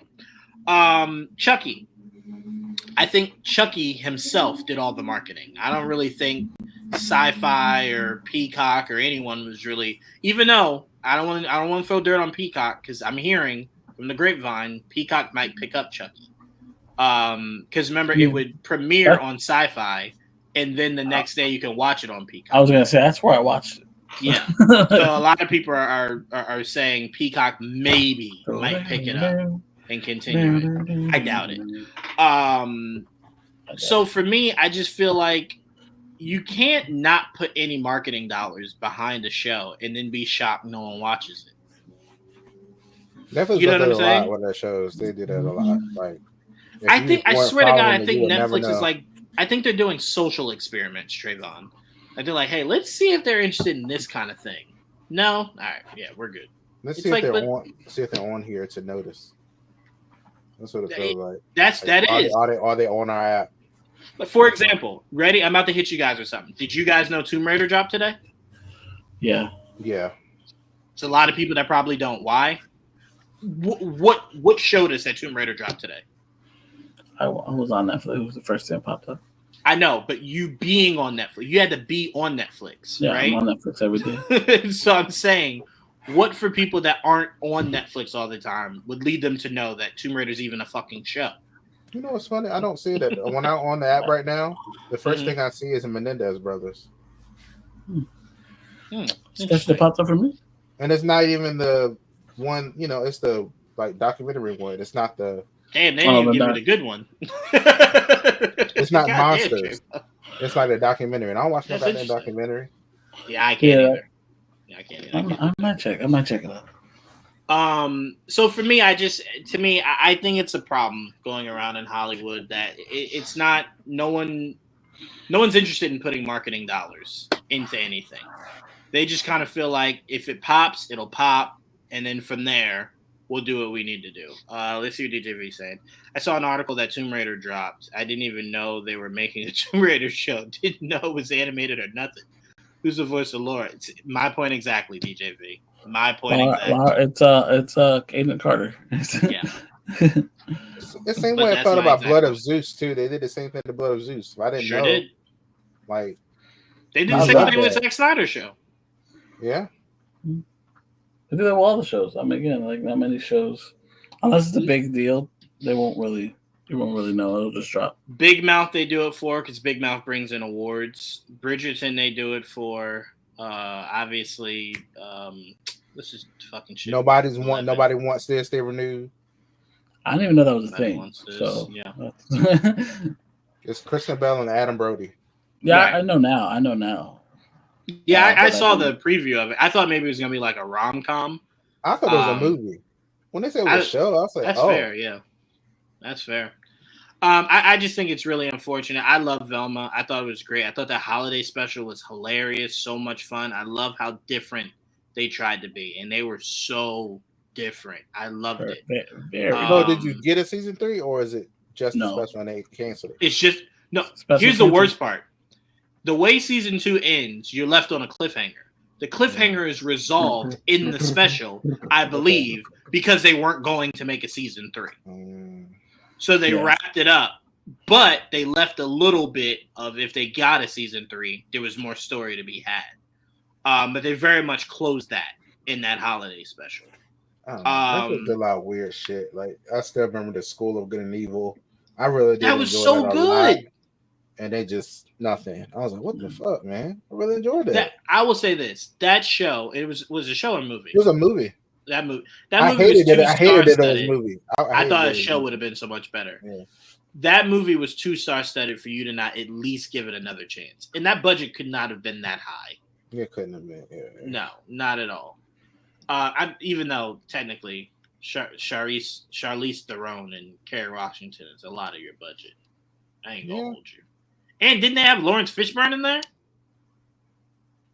Maybe. There was a black dude that worked in the tower.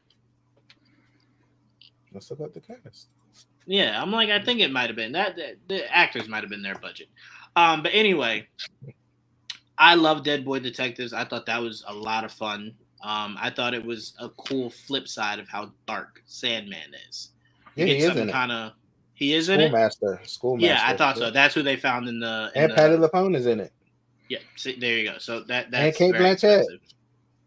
Very expensive, as you can see. Yeah, maybe dwindle the actors down for the sequel.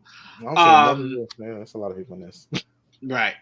But no, I just think cancellations are starting to become too big of a problem because some of these shows are just really fucking good that you're not giving it another chance to. Which really sucks. Really sucks. What do you guys thoughts on these shows that have been canceled? Hard to course. At this point. Don't get invested. That's what it comes down to. You can't even like shit anymore. Disappointing, obviously. Especially, I'll start with Chaos because I actually enjoyed that show, and I was curious to see where it goes. I really enjoyed Greek mythology, so a modern day take on that was actually pretty interesting. Mm-hmm. I was like, all right, I would love to see who else they can bring in. I thought that was what I was looking forward to more than the actual show itself. Was like where it could go. Sadly, we will not get a sequel, so I'll know. So that sucked. Chucky, I kind of ran my course with Chucky, so I wasn't exactly too. I was kind of not too shocked that it got canceled. I thought like season 3 was a lot. I was like, all right, I mean, if it comes back, cool. If not, I view Chucky the same way I do Fast and Furious. I need it yearly. So yeah, so I don't. So that's unfortunate. Yeah, I need that. I loved it so fucking much. And then you have, what was the other one? Velma. Sadly, I did enjoy that too. I like how different it was as well. I really saw that they were taking baby steps to becoming more like the characters that people know. Yep. Which I really liked, and we never got there, unfortunately. But I would have liked to see them evolve into those characters and how they eventually get them there. But it is what it is. I'm actually surprised it got a season 2, so I was happy it got that far. But I did enjoy it, and hopefully, like the versions of those characters come back in some capacity. Like hopefully, we get that Velma skin in Multiverses. That would really be cool. That'd be awesome. Yeah. Or even Shaggy. I would take that too. So. Nope. Remember, what's his name? I forget his name. Orville. No, that's his real name. Yeah, no, but that's what they called him. That's what I'm saying. Yeah. That's what I mean. He wasn't Shaggy. That would be the name of the skin. Right. I would like that skin. Give me that skin. I'll get that in the Velma skin. That'd be really cool. But it's unfortunate because I really did we never got Scooby ever, so like that sucks too. We were close. So, yeah, they kind of teased it a little bit in season 2, but they never full blown it. It was kind of a distraction. We did get a do though. We got a scrappy do. We did get a do. We got a little scrappy do. And that was very creative how they did Scrappy. And I understood why they did it because there was people hated Scrappy. I used to love Scrappy, so I was very surprised to find out people hated him. I'm like, he did. Love Scrappy. I used to love Scrappy too. Every time he showed up, I'm like, oh, Scrappy's here. It's confusing what they didn't like about him. I don't know, but apparently people hated him. Put him up. Yeah, I love that. Put him up. He was the opposite of Scooby. He scared of everything. That's why I loved him because I'm like, anytime some shit go down, just call it Scrappy, bro. You ain't got to call nobody. Scrappy fuck somebody up. Yeah. So it sucks. I hate cancellations in general. But especially shows I actually watched. It's even worse. It's like fuck. Right. but you know, it is what it is. Yeah, Trayvon, you got anything else? Nothing, right? You just homophobia is, it's still here. It is. That's crazy that it's the commonality in like 4 of those shows. That's crazy. That is so crazy. Probably the most prominent in Chucky, though. I don't know. It's pretty prominent. It's Velma. Yeah, I was about to say Velma and Dead Boy Detectives. Oh, we're still talking about that. Okay, yeah, that's it. I didn't know. I thought we were past that at this point. It's just like that was weeks ago, months ago that got canceled. That didn't just get canceled. I'm still hurt. I'm just saying. That's the show. That's the one I actually watched. I watched that too. Very disappointing. I didn't watch. I like that universe. I love that universe actually. I love the fact that Trayvon's like, look at what they're doing. It's disgusting. It's like, oh, did you like the show? No, I didn't even watch it. It's like, wait, what? Like, you didn't even watch it? No, I didn't. But I saw that Velma was very, very lesbian. I saw it. I was like, okay, cool. And you went ill. Not the version I like. Did I keep watching? No. But I was like, okay. Of course not. Good for her. Oh, I did want to say, Vox Machina, guys, dropped 3 episodes today. So random. Yeah, it dropped 3 episodes. I thought, oh, maybe they had the rest of the season. Nope, just 3 episodes. Yeah, 3 first week, 3 the second, I guess.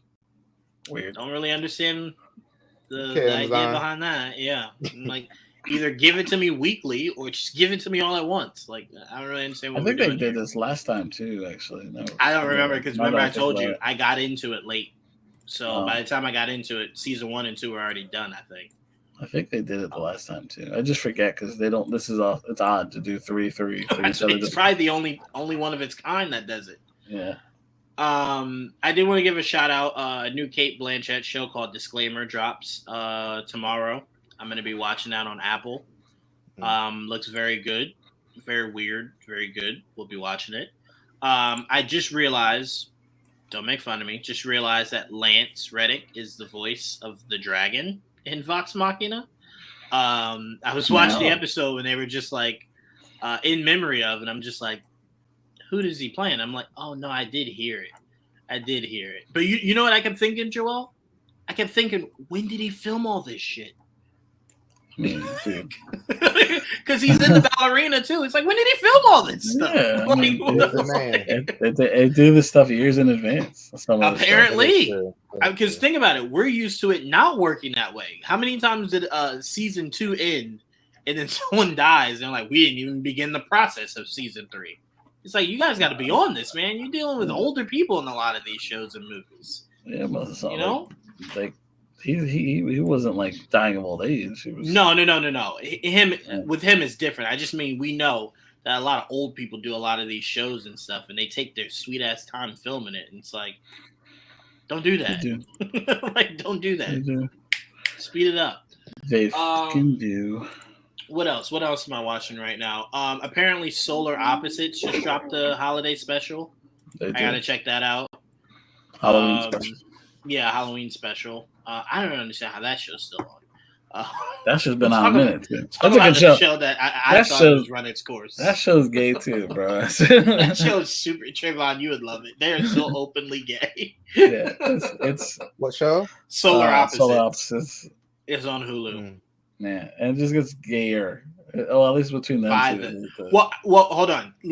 Just so we're preparing you properly, Trayvon. They're aliens. They don't know what gay is, but they are very gay for each other and very open about it. But when they speak like they don't understand the pure concept of the word gay. Because they're not human. They're not human.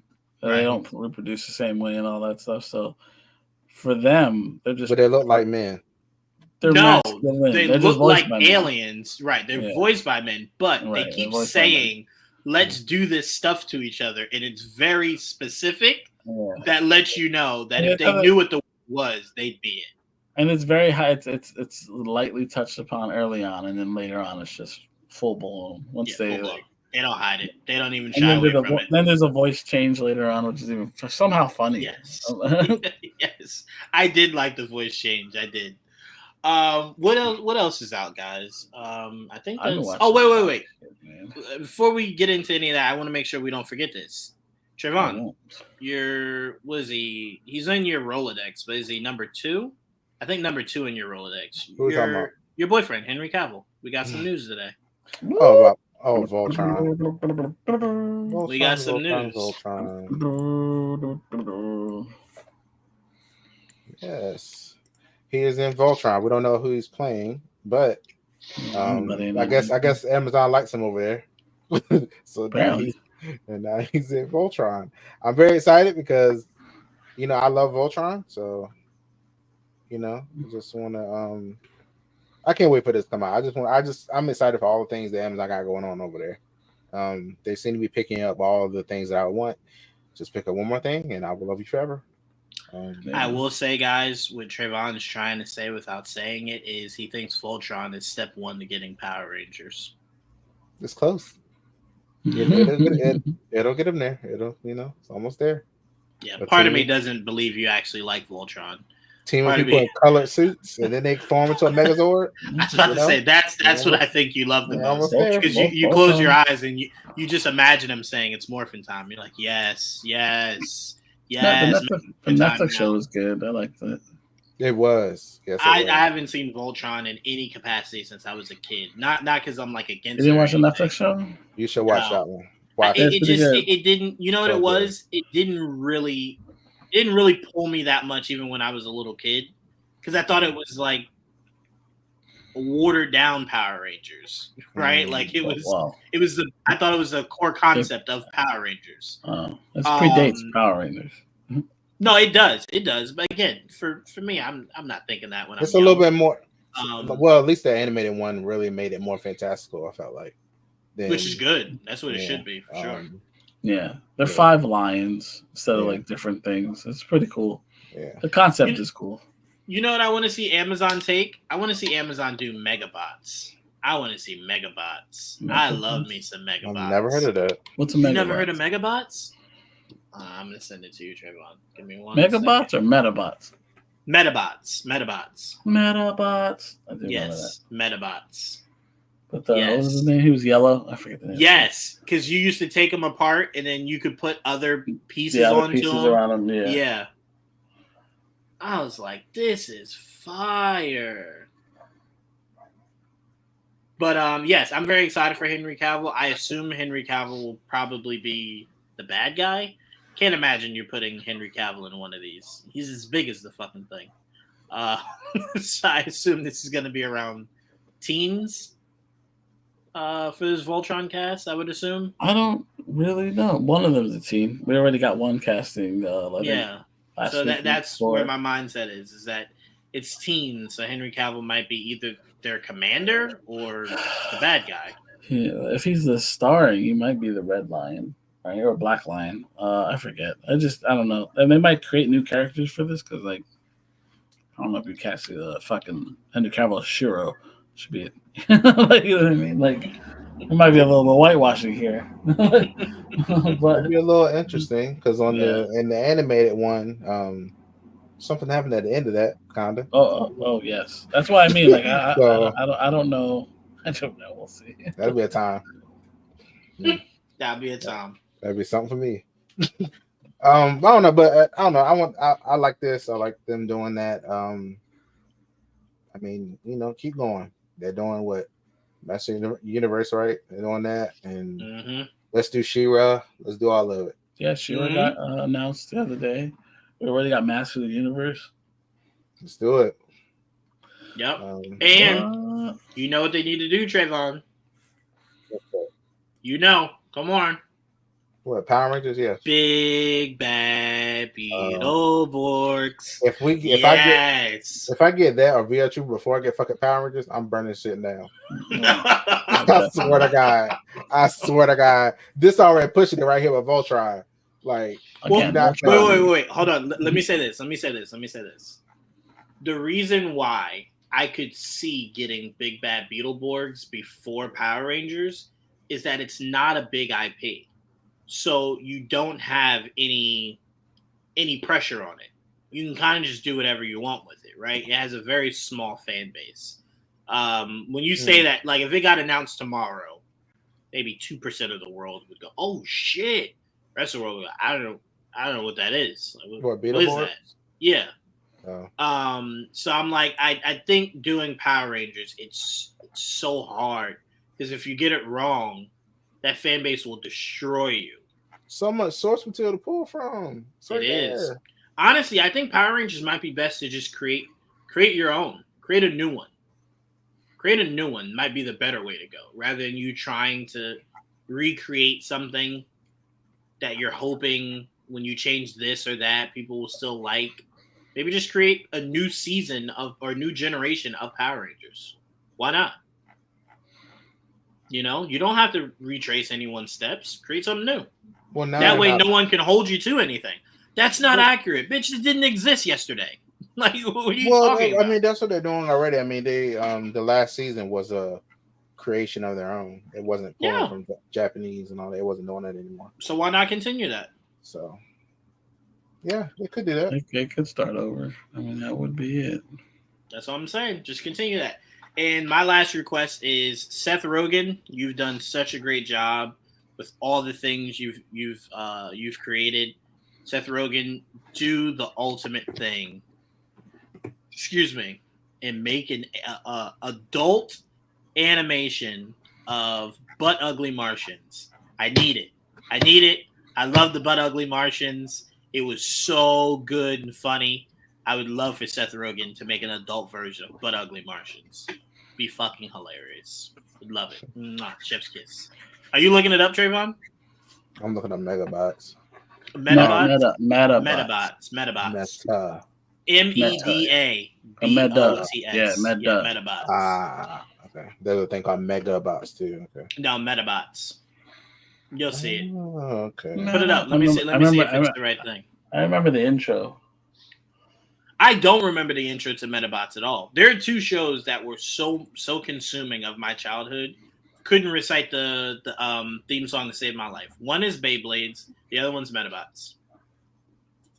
See, DJV, thank you. No one remembers Butt Ugly Martians but me. Thank you, DJV. Thank you so much. We are the Martians, the Butt Ugly Martians. We are the Martians, the Butt Ugly I would love that to come back. Love it. Oh wait, Trayvon, you brought up something else there. Oh, you're bringing this up. Okay. Yes, that is it right freaking there. Metabee, baby. Metabee was legit. Legit. And Trayvon, it was honestly like it took elements of Transformers, not them transforming into like cars and shit. But you could essentially break them down and put new parts on them and make them even stronger. And Metabee was like his Pikachu. Okay. Yeah, basically. Yeah. It was cool. I will say another thing was this. That's what I was going to bring up. But okay, yes, I definitely want to. I want to end this out on that. But I definitely wanted to say, if anyone has any interest in watching Metabots, it is on Amazon Prime. So if you wanted to just check it out, see an episode or two, Amazon Prime, you can go check it out. It's so much fun. I promise you guys will definitely come back and go, man, I had such a fun time. It's awesome. All right, you can move to that, Trayvon. That could be what we wrap it on. Tom Hardy, Helen Mirren, and Pierce Brosnan are in final negotiations starring Guy Ritchie's The Associate. Now, I'm going to go ahead and stop you here. When I saw this, my eyes went immediately to Guy Ritchie. Didn't even notice the other names or the photos. I'm in. I'm sold. Don't even need to know anything else. Actually, before we wrap, I'll say my opinion. I did want to. Did we ever talk dynamic duo? What's that? Yeah. So no, but what is that? I'm gonna say it again. Dynamic duo. It's there's a lot of dynamic duos out here. I don't know. That's cool. We'll talk about it in a minute. Okay, because I'm very lost. But anything Guy Ritchie, I'm good. I'm good. Pretty sad. So it is. Sorry. I mean, I to me, I won't feel bad till I know what the fuck it is. Just use your brain, Jawan. What do you think about when you think of that? Dynamic duo? Nothing. Nothing? Not like Batman and Superman? Superman? Like Batman and Superman? No, Dynamic Duo is Batman and Robin. Oh, well, okay. I was gonna say, yeah. That's but there's been no news. The dynamic, the dynamic duo with Jason and Dick Grayson. Oh, okay. Oh, yeah. Comic book or animated movie? No, animated movie. It's animated with James and Matt Reeves. Yeah, that's huge news. We never talked about it, right? I don't think we did. We did. No, because we didn't do next week. We didn't do last week. That's why we didn't talk about it. And when you said dynamic duo, my mind didn't go there. Because remember, we were talking about how weird that is of them changing Dick Grayson's. But I figured at least Robin would pop up in your head. That's why. It was so far of a thought, but now that you say, I'm like, yes. I know exactly what you're talking about. But it just took me a second to get there. But DJV, I'm. Did we talk Deathstroke and Bane? No, was that also last week?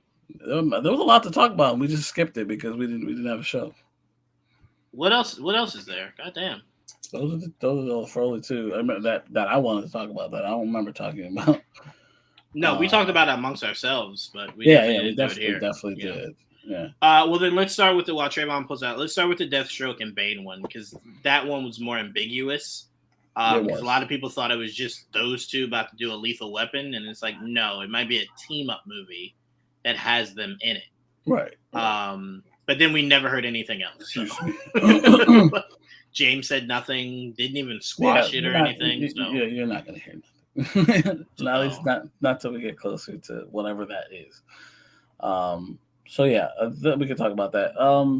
So it was announced that there's apparently they're working on a movie. They already have the writer, but they don't have like what exactly the fuck it's about. We just know there's someone writing a script that will have Bane and Deathstroke in it, as far as we know. I can get the writer's name. Give me a second.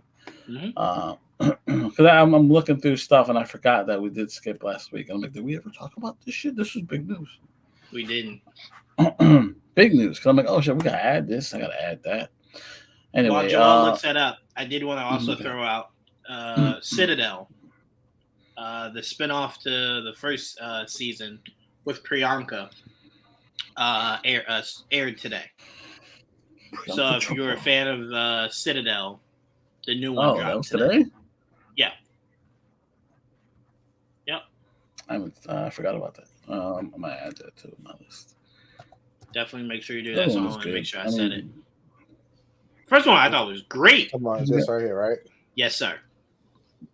That is it, correct, sir. His name Matthew is that's it, Matthew Oren. He's developing a script for Matthew Oren, scribe on the upcoming.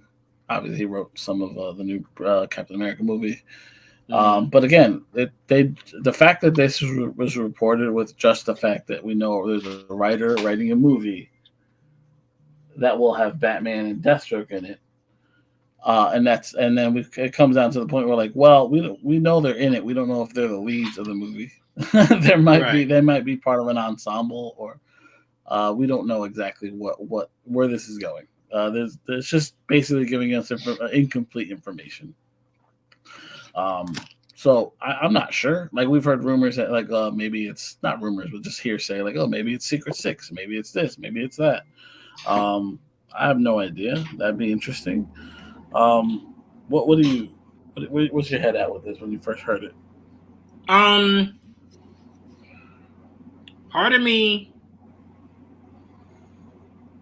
is like, when I first heard it, I'm like, these two, because remember it was kind of felt like people were trying to say it was just about these two, and I'm like, I don't know if I need that. Yeah. But I'm also, here's where I'm torn. We're hearing about this, and this is getting a writer. And I ain't heard shit about Batman. And these two motherfuckers shouldn't exist. without me first having Batman. So that was my first thought, which is why part of me was just like, maybe it's in Matt Reeves' universe. It's not. And then I went, no, because you don't put Slade there when you're about to do Titans and James World and everything. I'm like, that just wouldn't make sense. So I'm very curious how this report leapfrogged anything Batman-wise. We don't know if it leapfrog. I'm pretty sure there's a writer already on Batman as well. Oh, no, I don't doubt that, but I'm saying us knowing that. Yeah. We know this first. We know that they even have a director. This doesn't have a director yet. Right. It has a writer. That's all we have. That's the same thing we know about Titans as a writer. Right.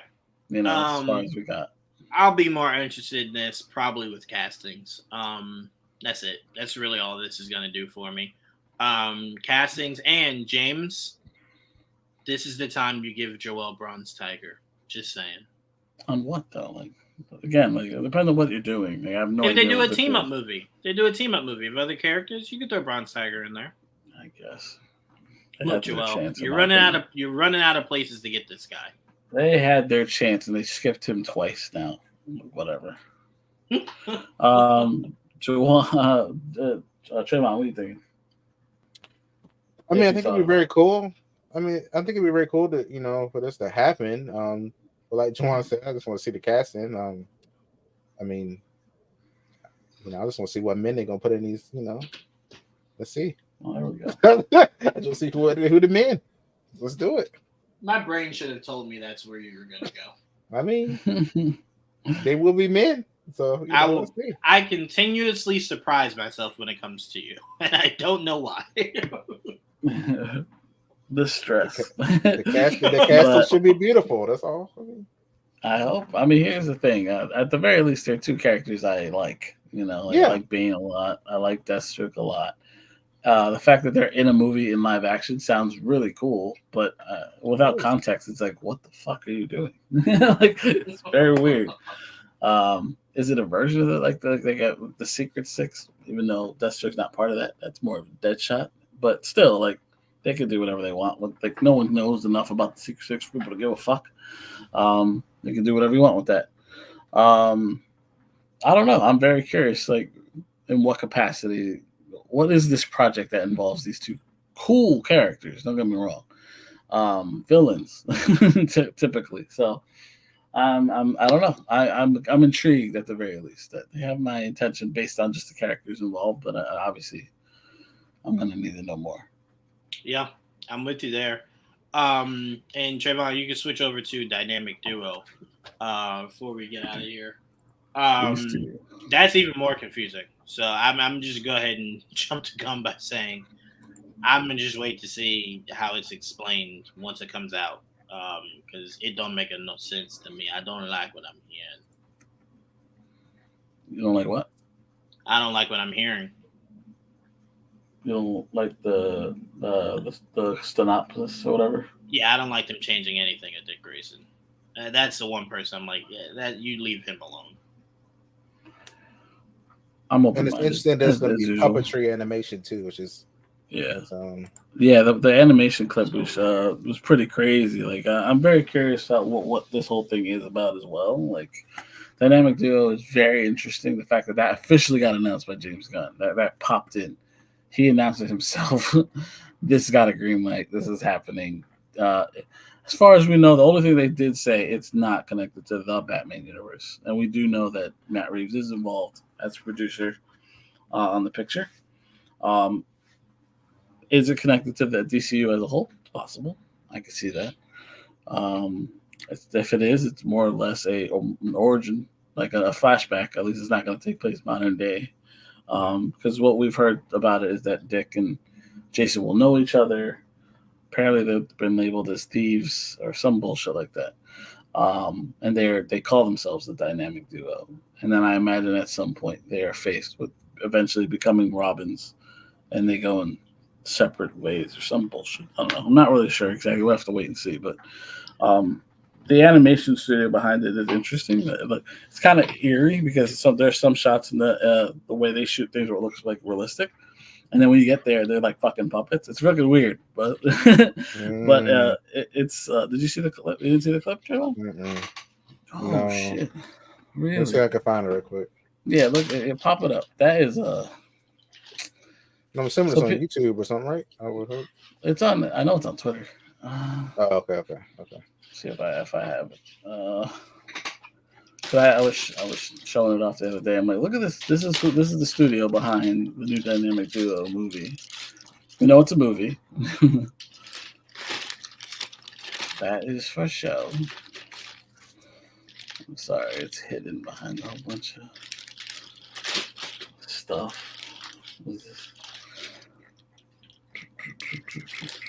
I swear I retweeted it on purpose because it's this moment. like I lost it. Son of a bitch. What do they call it? Swaybot. There it is.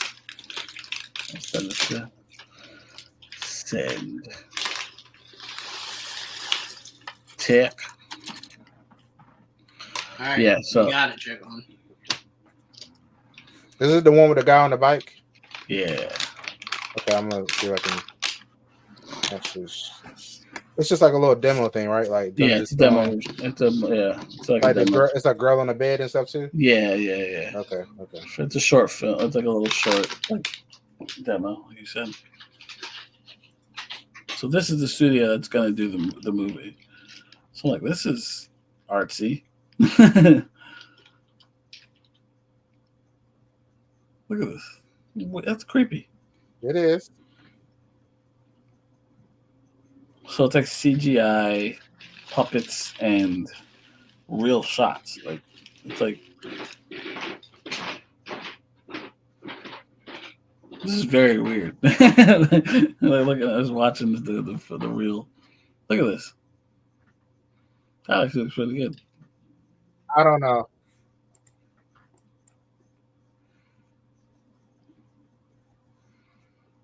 Yeah, it's weird. Look at that. What is this? This is worse than Coraline. Oh man, Scarier than Coraline.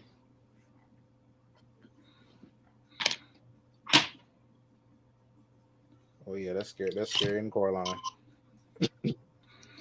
Yeah, this will be a wait and see for me. I don't know. It'll never be a wait and see. I'm definitely watching it regardless. But I'll definitely, to being good or bad, I'll have to wait, obviously. But I'm definitely checking it out. You know, Batman. It's Batman DC. I'm there. You know.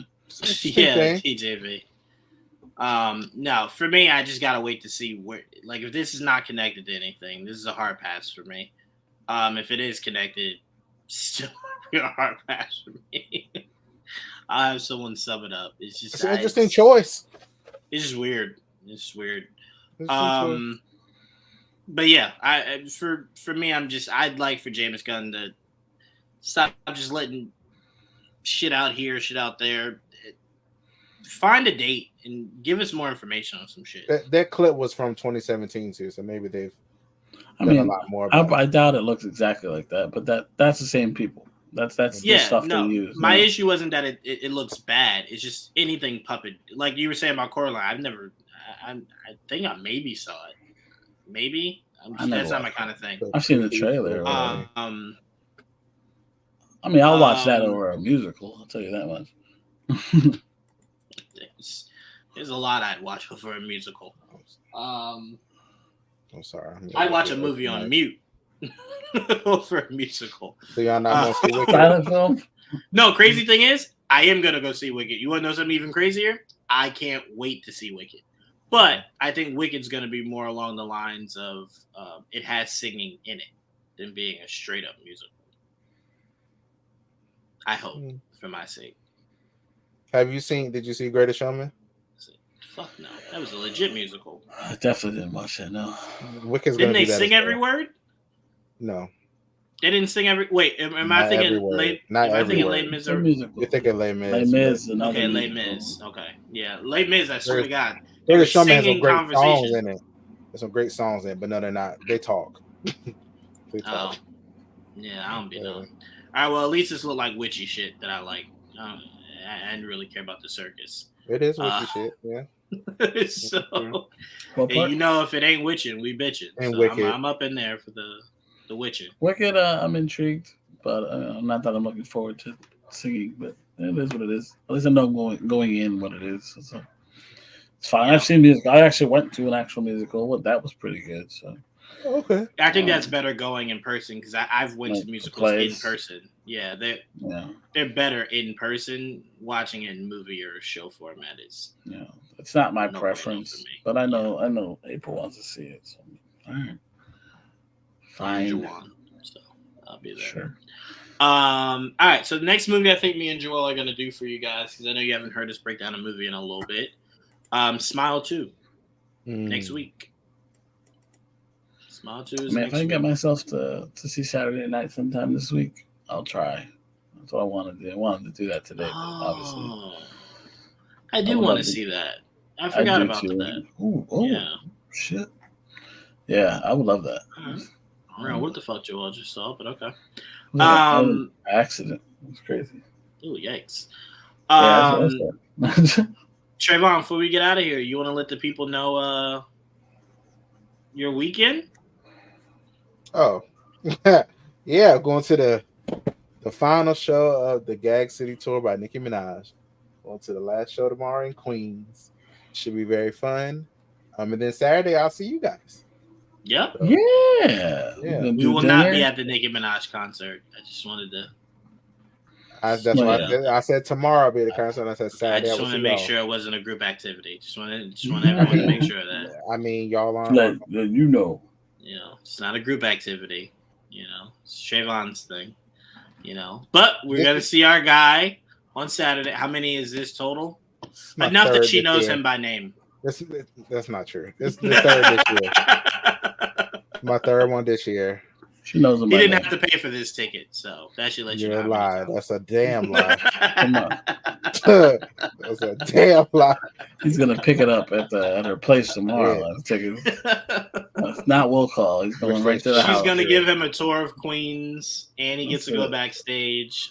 I wish that And was true. this is the weirdest part. She just said you can pick any one of my backup dancers. That was the crazier part. I was just like, oh, this is all inclusive, like all inclusive. It's like a buffet. Right. That's exactly what it is. If that's the case, I want the one she doing that dance to Cowgirl. The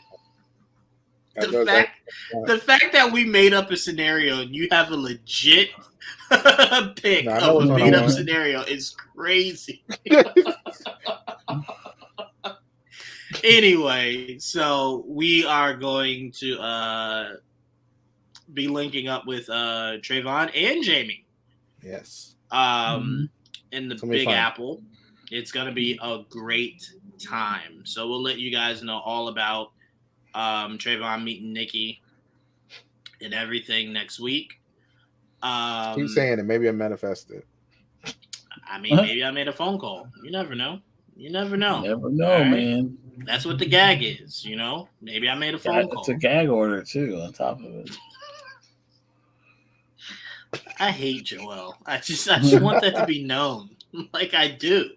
But no, it's gonna be great. Hopefully we'll see some movies. We'll definitely be doing Venom for you guys. So don't think that we just stopped seeing movies off. Absolutely. but I've been Venom.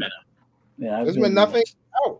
I've been stranded. I definitely would have been to the movie. I would have seen Joker if I had a vehicle. Right now I've been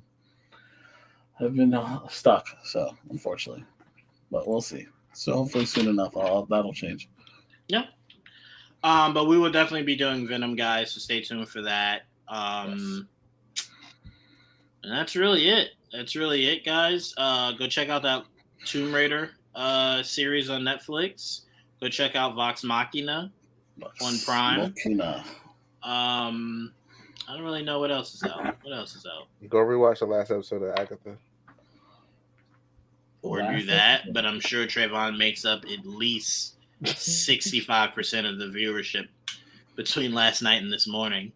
So I don't need you guys to break Disney Plus like Trayvon's trying to. But yes, go have fun this weekend, guys. Prayers out to everyone in Florida.